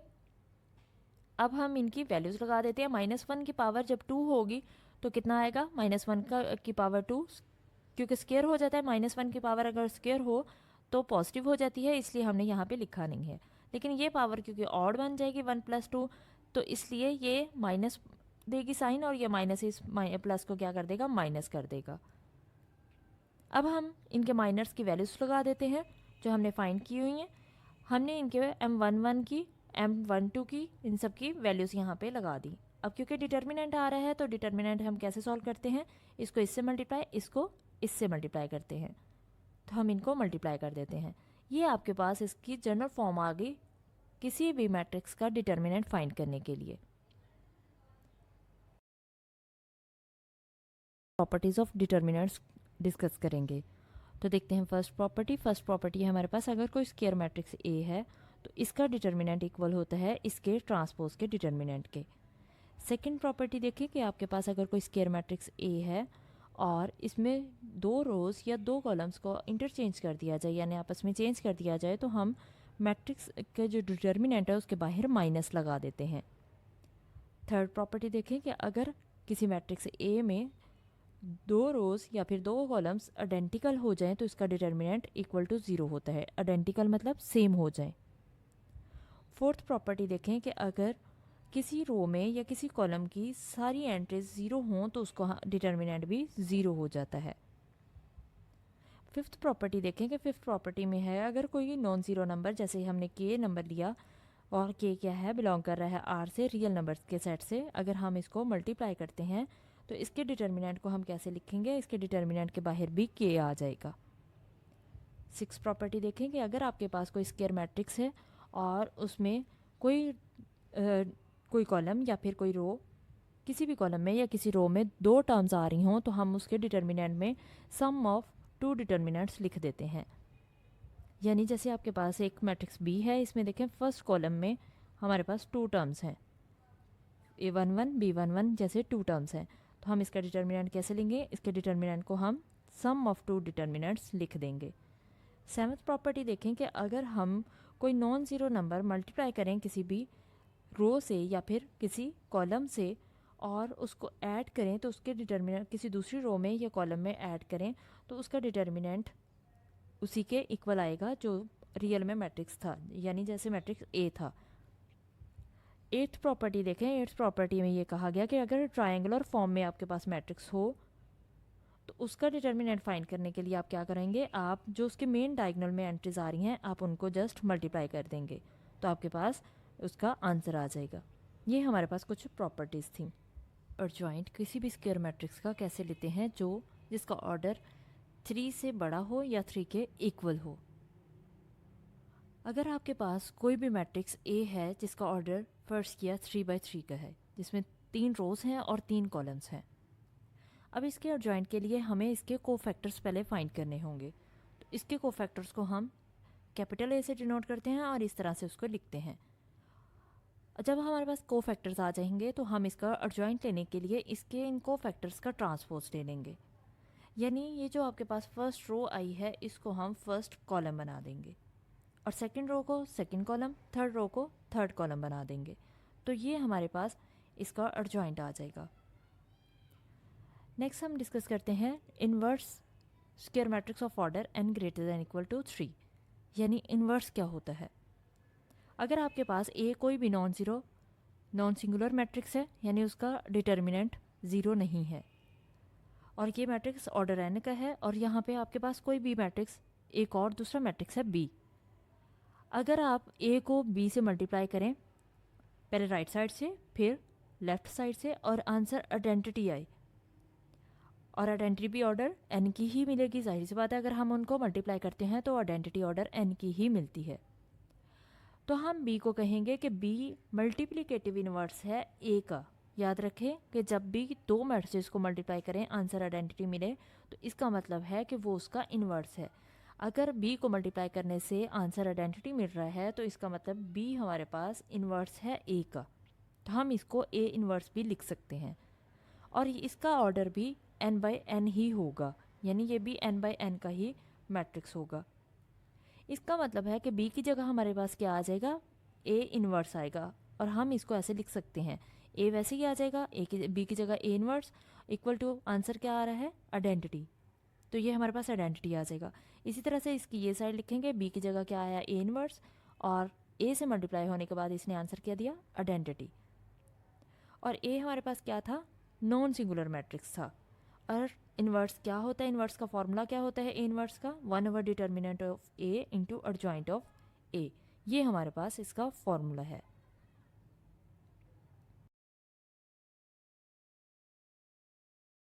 कंसिस्टेंट और inconsistent system of linear equations को डिस्कस करेंगे।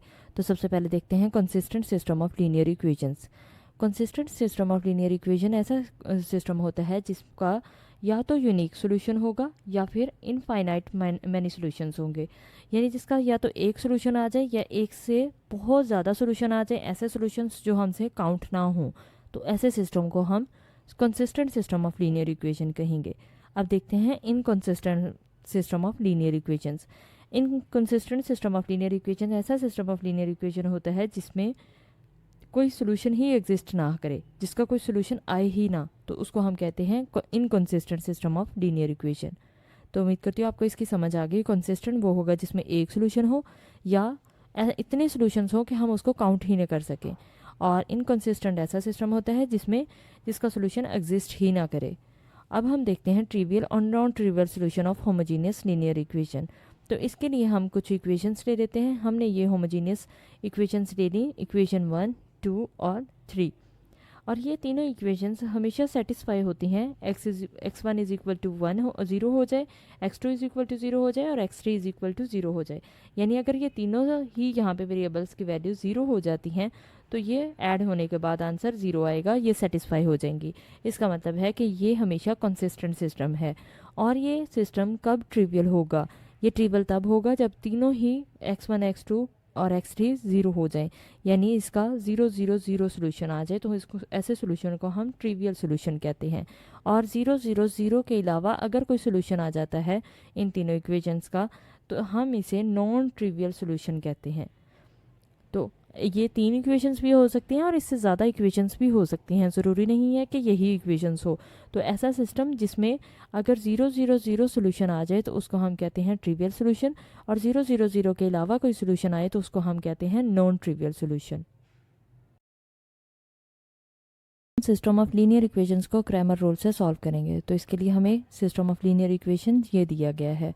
तो सब देखते हैं इसका सोल्यूशन में सबसे पहले हम इस सिस्टम ऑफ लीनियर इक्वेशन के कोफिशिएंट का मैट्रिक्स लिख लेंगे, यानी x, y, z के साथ जो भी वैल्यू आ रही है उसका मैट्रिक्स लिख लेंगे और इसको नाम दे देंगे a का। अब क्योंकि हमें क्रैमर रूल से सॉल्व करना है तो इसके लिए सबसे पहले हमें इस ए का डिटर्मिनेंट चाहिए, तो इसका डिटर्मिनेंट ले लेते हैं। डिटर्मिनेंट कैसे एक्सपेंड करेंगे, हम इसकी रो 1 को एक्सपेंड कर देंगे, यानी फर्स्ट एंट्री को पिक करेंगे, फर्स्ट एंट्री जिस रो में आ रही है उस रो को और इस कॉलम को छोड़ देंगे, बाकी का डिटर्मिनेंट लिखेंगे। सेकेंड एंट्री को पिक करेंगे, सेकेंड एंट्री जिस रो में और जिस कॉलम में आ रही है हम उसको छोड़ देंगे, बाकी का डिटर्मिनेंट लिख लेंगे। इसी तरह से हम थर्ड एंट्री के साथ भी करेंगे और इसका अब डिटर्मिनेंट एक्सपेंड कर देते हैं। डिटर्मिनेंट एक्सपेंड कैसे करते हैं, डिटर्मिनेंट में हम इसको इससे मल्टीप्लाई करते हैं, इसको इससे मल्टीप्लाई करते हैं और दरमियान में साइन माइनस यूज़ करते हैं। इसका डिटर्मिनेंट हम खोल देंगे तो हमारे पास कितना आया 27। अब हम D1, D2 और D3 की वैल्यूज़ फाइंड करते हैं x, y, z की वैल्यूज़ को फाइंड करने के लिए। तो D1 के लिए हम क्या करेंगे, हमारे पास ये इक्वल की दूसरी साइड पे जो वैल्यूज़ आ रही हैं ये हम A में कॉलम 1 की जगह पहले पुट करेंगे D1 के लिए, D2 के लिए हम कॉलम 2 में पुट करेंगे और D3 के लिए हम कॉलम 3 में पुट करेंगे। तो सबसे पहले हम D1 फाइंड करते हैं। तो जैसे मैंने बताया D1 में हम सबसे पहले कॉलम 1 की जगह ये वैल्यूज़ पुट कर देंगे, बाकी दोनों कॉलम्स उसी तरह से आ जाएंगे। अब हम इसका भी डिटर्मिनेंट एक्सपेंड करते हैं, यानी फर्स्ट एंट्री को पिक करेंगे, फर्स्ट एंट्री जिस रो में है उसको भी छोड़ देंगे और कॉलम को भी छोड़ देंगे, तो जो बाकी आया उसको लिख लेंगे। अब सेकंड एंट्री को पिक करेंगे, सेकंड एंट्री के लिए हम क्या करेंगे, हम माइनस साइन यूज़ करेंगे, इवन एंट्रीज के साथ माइनस यूज़ करते हैं। तो सेकंड एंट्री जिस रो में आ रही है इस रो को छोड़ दिया, इस कॉलम को छोड़ दिया, बाकी जो आया वो लिख लेंगे। सेम इसी तरह से थर्ड एंट्री को भी हम एक्सपेंड कर देंगे। ये हमने इसकी रो 1 को एक्सपेंड किया है। अब हम इसका डिटर्मिनेंट खोल देते हैं, यानी इसको इससे मल्टीप्लाई, इसको इससे मल्टीप्लाई करने के बाद हमारे पास आंसर आ गया इसको 27। अब हम इसको D2 को फाइंड करते हैं। D2 के लिए मैंने जैसे बताया था हम कॉलम 2 की जगह ये वैल्यूज़ लिखेंगे और बाकी दोनों कॉलम्स उसी तरह से। हम इस डिटर्मिनेंट को भी एक्सपेंड कर लेंगे, सेम जैसे हमने ऊपर किया, फर्स्ट रो और कॉलम छोड़ देंगे, बाकी को डिटर्मिनेंट लिख लेंगे और डिटर्मिनेंट को एक्सपेंड करेंगे, हमारे पास आंसर आ जाएगा 0। अब हम D3 भी सेम इसी तरह से थर्ड कॉलम में की जगह ये लिख देंगे, ये वैल्यूज़ हमने थर्ड कॉलम की जगह ये वैल्यूज़ लगा दी और बाकी दोनों कॉलम्स उसी तरह से हमने इसका एक्सपेंड कर लिया। फर्स्ट रो में फर्स्ट एंट्री को फर्स्ट रो छोड़ दी, फर्स्ट कॉलम छोड़ दिया, बाकी जो बचा वो हमने लिख लिया। अब हम इसके कॉलम्स को हम इसके डिटर्मिनेंट को एक्सपेंड कर लेते हैं, इसको इससे मल्टीप्लाई, इसको इससे मल्टीप्लाई, हम मल्टीप्लाई करके इसका आंसर फाइंड करेंगे। हमारे पास आंसर कितना आ जाएगा 27 आ जाएगा। D3 की वैल्यू आ गई 27। अब हम x का फॉर्मूला लगाते हैं। x के लिए क्या वैल्यू आएगी, D1 over A determinant. A determinant की वैल्यू हमारे पास है, D1 भी हमने फाइंड कर लिया, 27 ओवर 27 आएगा, तो आंसर x का कितना आ गया 1। सेम इसी तरह से y के लिए हम D2 ओवर A डिटर्मिनेंट करेंगे, तो D2 की हमारे पास वैल्यू आई 0, डिवाइड होगी 27 से, डिनोमिनेटर में 27 है तो आंसर कितना आ गया 0। अब हम z के लिए भी वही फार्मूला लगाएंगे, D3 ओवर A डिटर्मिनेंट, हमारे पास D3 की वैल्यू आई है 27 और डिवाइड कर देंगे 27 से, आंसर कितना आ गया 1। x की वैल्यू 1, y की 0, z के 1, ये हमारे पास इसका सोल्यूशन आ जाएगा। सिस्टम ऑफ लीनियर इक्वेशंस को इन्वर्जन मेथड से सॉल्व करेंगे। तो देखते हैं इसके लिए क्वेश्चन। हमें कहा गया कि मैट्रिक्स को सॉल्व करें। ये एक मैट्रिक्स हमें दिया गया है, यानी इक्वेशंस दी गई हैं, हम इसको मैट्रिक्स की फॉर्म में सॉल्व करेंगे। देखते हैं इसका सोल्यूशन में सबसे पहले हमने सिस्टम ऑफ लीनियर इक्वेशंस लिखा। अब यहाँ पे देखें कि इन दोनों इक्वेशंस में x, y, z तीनों वैल्यूज़ आ रही थी, इसमें x की वैल्यू नहीं आ रही थी। हम इसको 0x लिख सकते हैं, क्योंकि 0 से x मल्टीप्लाई होगा तो आंसर 0 हो जाएगा और 0 ऐड होगा तो कोई फ़र्क नहीं पड़ेगा, वही y माइनस z आएगा, तो इसलिए हम इसको 0x लिख देंगे। अब हमारे पास ये तीनों वेरिएबल्स आ गए हैं, तो हम इसको मैट्रिक्स फॉर्म में लिख सकते हैं। हमने इसको मैट्रिक्स फॉर्म में लिख लिया, इसके कोफिशिएंट लिखेंगे, इसका कोफिशिएंट 1 है, इसका -2 है, इसका कुछ कोफिशिएंट नहीं है तो 1 होगा, और इसके बाद हमने इसके वेरिएबल्स का मैट्रिक्स लिख दिया और इक्वल में हमने जो भी इधर वैल्यूज़ आ रही हैं उसका भी मैट्रिक्स लिख दिया। अब हम इनको नाम दे देते हैं। हमने इस मैट्रिक्स को नाम दे दिया A का, और वेरिएबल के मैट्रिक्स को हमने नाम दे दिया x का, और इस मैट्रिक्स को हमने नाम दे दिया b का। तो ये हमारे पास इक्वेशन बन गई ax is equal to b। अब यहाँ पे a हमारे पास क्या है, ये है, x ये है और b ये है।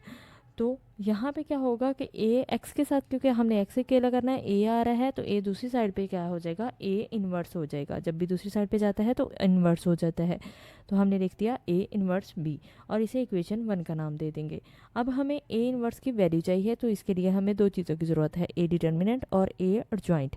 तो हम a डिटर्मिनेंट ले लेते हैं। डिटर्मिनेंट में हम रो 1 को एक्सपेंड करते हैं, और रो 1 को हम कैसे एक्सपेंड करेंगे, हम सबसे पहले फर्स्ट नंबर पिक करेंगे, फर्स्ट एंट्री पिक करेंगे अब ये जिस रो में और जिस कॉलम में आ रही है उसको छोड़ देंगे, बाकी का डिटर्मिनेंट दे देंगे, यानी इसको इससे मल्टीप्लाई, इसको इससे, तो मल्टीप्लाई करने के बाद हमारे पास ये आंसर आएगा।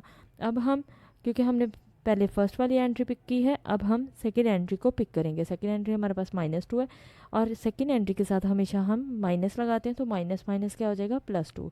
अब ये जिस रो और कॉलम में आ रही है उसको छोड़ देंगे और बाकियों को मल्टीप्लाई कर लेंगे, यानी 3 मल्टीप्लाई होगा -1 से और -2 0 से मल्टीप्लाई होगा, तो ये आ जाएगा। तो इसी तरह से हम थर्ड 1 को भी इसी तरह से एक्सपेंड कर लेंगे। एक्सपेंड करने के बाद हम इसके ब्रैकेट्स को एक्सपेंड कर देते हैं। ब्रैकेट्स को सॉल्व करने के बाद हमारे पास आंसर कितना आ गया, -2।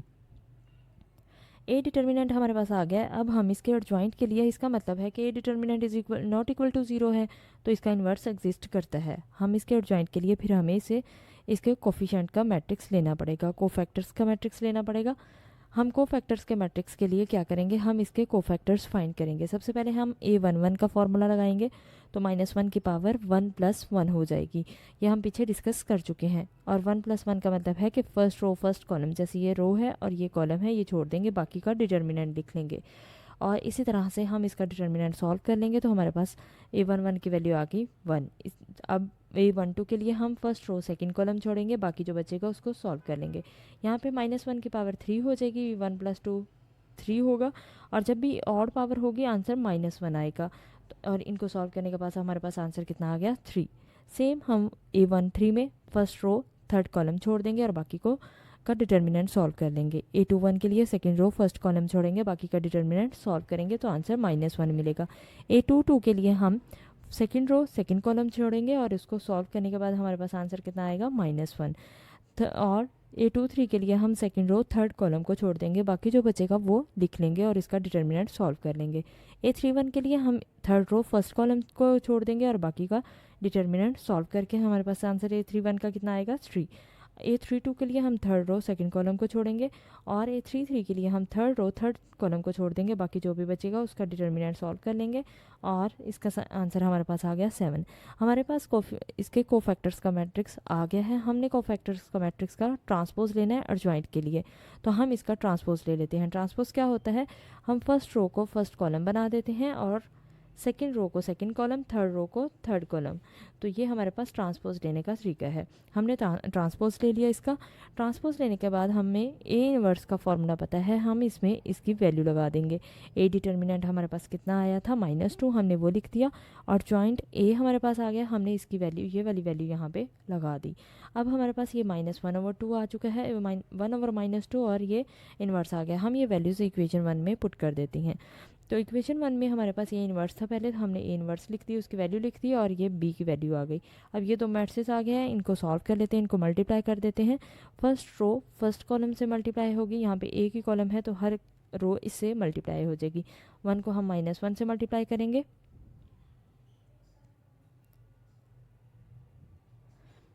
1 को -1 से, -1 को 4 से और 3 को 1 से मल्टीप्लाई कर देंगे। यानी first row first entry first से, सेकंड एंट्री सेकंड से और थर्ड एंट्री थर्ड से। सेम इसी तरह से हम रो 2 को भी इसी तरह से मल्टीप्लाई कर देंगे, रो 3 से को भी मल्टीप्लाई कर देंगे। मल्टीप्लाई करने के बाद हमने इसको सॉल्व किया तो हमारे पास आंसर कितना आ गया, -2 और 0। बाहर था -1/2, ये अंदर मल्टीप्लाई हो जाएगा तो क्या बचेगा हमारे पास, 1 1 और 0। इसका मतलब हमारे पास x भी 1 है, y भी 1 है और z की वैल्यू कितनी आ गई है, 0 आ गई है। तो ये हमारे पास इसका सोल्यूशन आ गया है। सिस्टम ऑफ इक्वेशंस को एचेलॉन और रिड्यूस एचेलॉन फॉर्म से सॉल्व करेंगे। तो इसके लिए हम क्वेश्चन देखते हैं। हमें ये सिस्टम ऑफ लीनियर इक्वेशंस दिया गया है, जिसे हमें पहले एचेलॉन फॉर्म में और फिर रिड्यूस एचेलॉन फॉर्म से सॉल्व करना है। देखते हैं इसका सोल्यूशन में सबसे पहले हम इन इक्वेशंस का ऑगमेंटेड मैट्रिक्स लिखेंगे। ऑगमेंटेड मैट्रिक्स क्या होगा कि हम इसके कोफिशिएंट्स लिखेंगे। जैसे इसका कोफिशिएंट कुछ नहीं है तो 1 होगा, x1 का कोफिशिएंट, फिर x2 का और फिर -2 आएगा x3 का कोफिशिएंट, और फिर इक्वल के बाद जो हमें कांस्टेंट वैल्यू दी गई है हम वो लिख लेंगे। तो ये हमारे पास हमने तीनों लीनियर इक्वेशंस के कोफिशिएंट्स लिख दिए और ये हमारे पास ऑगमेंटेड मैट्रिक्स होगा। क्योंकि हमें इस सिस्टम को एचेलॉन फॉर्म में रिड्यूस करना है तो इसके लिए हमें इसको एचेलॉन फॉर्म लाने के लिए यहाँ पे देखें कि फर्स्ट एंट्री हमारे पास 1 है। अगर ये 1 नहीं होगी तो हमें 1 बनानी होगी। अब क्योंकि ये 1 है तो इसके नीचे हमें इसको भी 0 बनाना होगा, इस 5 को भी 0 बनाना होगा। तो इसके लिए हम रो ऑपरेशन लगाएंगे। और रो ऑपरेशन कैसे लगाएंगे? हम रो 1 को 2 से मल्टीप्लाई करेंगे, रो 1 की हर एंट्री को 2 से मल्टीप्लाई करेंगे और फिर रो 2 में से वो माइनस कर देंगे। जैसे यहाँ पे हमारे पास 2 को मल्टीप्लाई करेंगे रो 1 से और 2 माइनस 2 कितना हो जाएगा? 0 आ जाएगा यहाँ पे। और ये देखें यहाँ पे रो 2 में हमारे पास क्या आ रहा है? 3 माइनस 2। रो 1 में 3 के अकॉर्डिंग हमारे पास कौन सी वैल्यू आ रही है? 2। तो ये इसको मल्टीप्लाई कर दें, 3 माइनस, क्योंकि ये -2 है तो यहाँ पे क्या आएगा? माइनस माइनस माइनस प्लस और 2 2 ज़ा 4। हमारे पास कितना आंसर आ गया? 7 आंसर आ गया। तो ये 7 हमने यहाँ पे लिख दिया। इसी तरह से हम 1 को 2 से मल्टीप्लाई करेंगे और फिर माइनस कर देंगे और सेम इसको भी सॉल्व करेंगे। अब यहाँ पे देखें कि रो 3 में हमें इसकी जगह 5 की जगह चाहिए 0। तो हम क्या करेंगे? रो 1 को 5 से मल्टीप्लाई करेंगे, जो आंसर आएगा उसको रो 3 में से माइनस कर देंगे। तो सेम जैसे हमने फर्स्ट इस पे ऑपरेशन लगाया था, इसी तरह से इसको भी सॉल्व कर लेंगे। तो हमारे पास ये वाली फॉर्म आ जाएगी। अब यहाँ पे देखें कि हमारे पास जब ये फॉर्म आ जाएगी तो हमें चाहिए एचेलॉन फॉर्म में। इसके लिए हमें इस 7 की जगह पे 1 चाहिए। हम इस 7 की जगह 1 बनाना चाहते हैं। यहाँ पे देखें कि रो 3 में यहाँ पे 6 आ रहा है। अगर हम रो 2 में से रो 3 को माइनस कर दें तो हमारे पास 1 बच जाएगा। तो हम रो 2 माइनस रो 3 कर देते हैं। तो रो 2 माइनस रो 3 करते जाएंगे, हर वैल्यू ये इसमें से माइनस हो जाएगी। 5 माइनस 7 -2 आ जाएगा यहाँ पे, और 3 माइनस 6 यहाँ पे कितना आ जाएगा? -3। बाकी दोनों रोज उसी तरह से।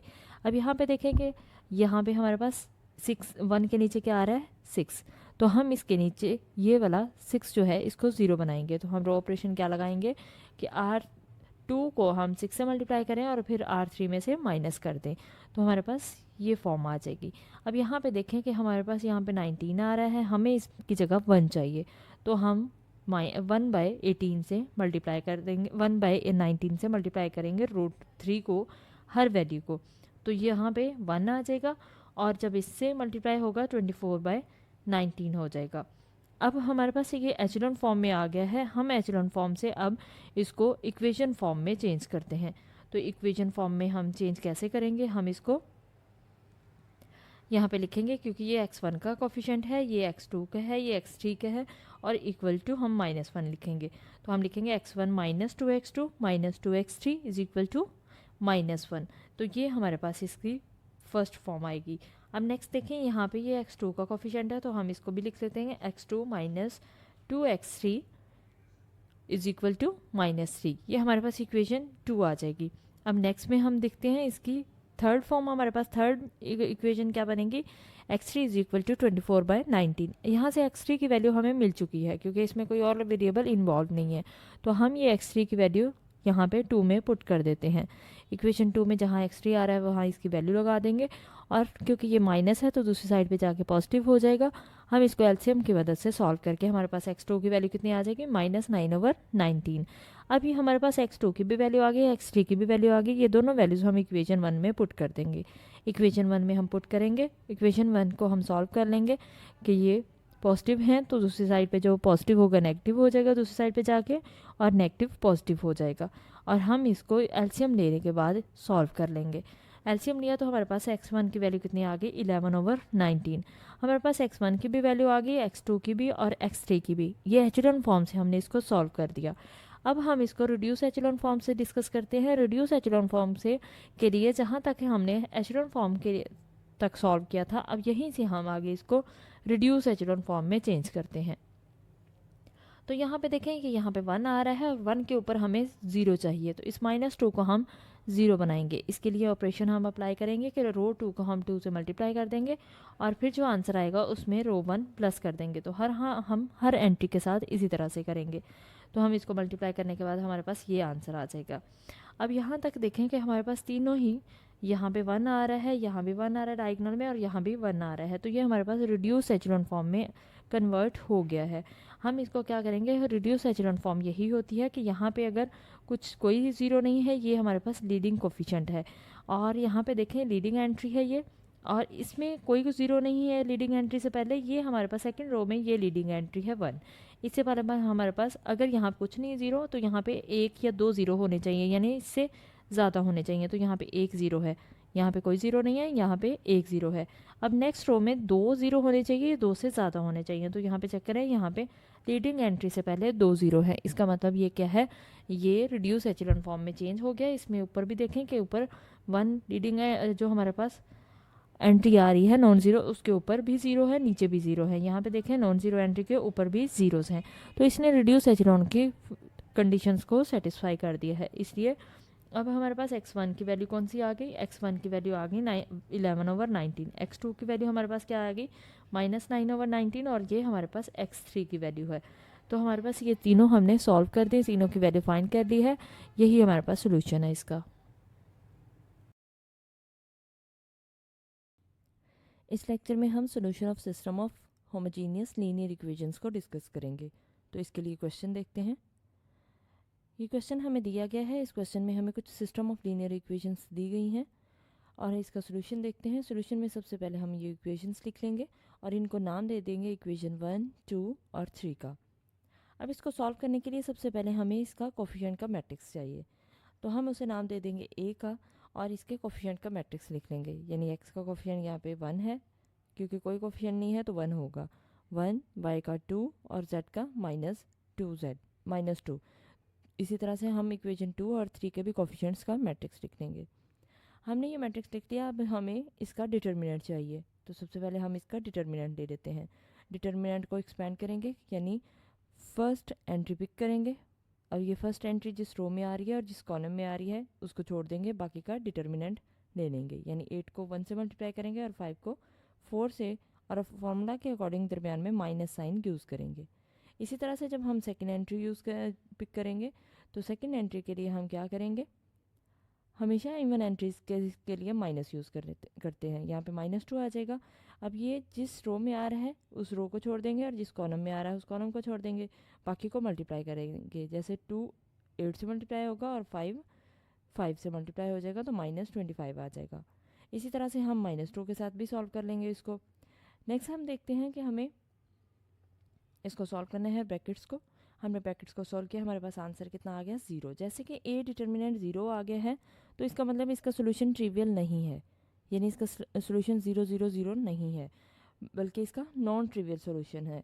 तो नॉन ट्रिवियल सोल्यूशन का मतलब क्या होता है कि इनफाइनाइट मैनी सोल्यूशंस, यानी इसके बहुत सारे सोल्यूशंस हो सकते हैं। देखते हैं इसके लिए हम इक्वेशन 1 और 2 को पिक करेंगे, यानी इक्वेशन 1 और 2 को क्रॉस मल्टीप्लिकेशन से सॉल्व करेंगे।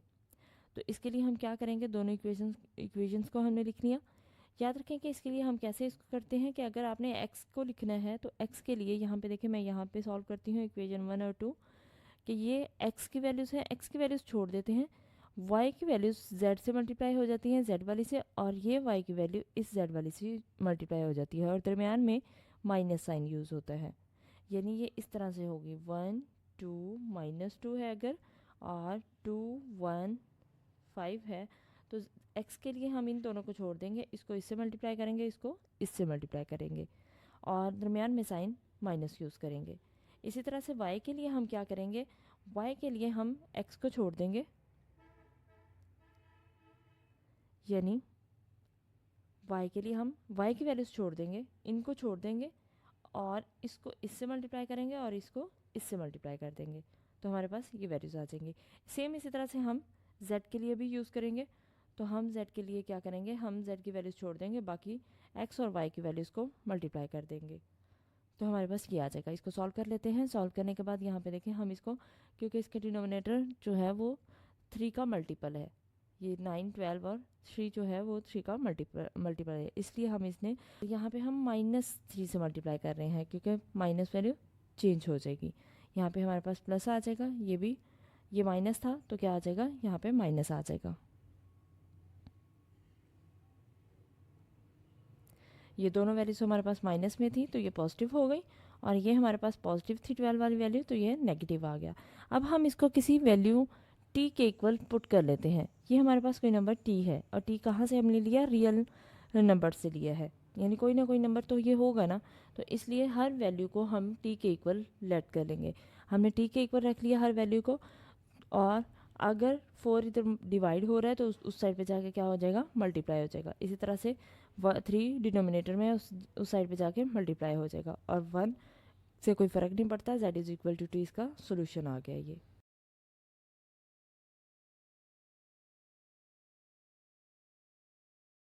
अननोन वैल्यू फाइंड करेंगे जबकि सिस्टम हमें दिया गया हो कि system does not possess a unique solution, system का यूनिक सोल्यूशन ना हो।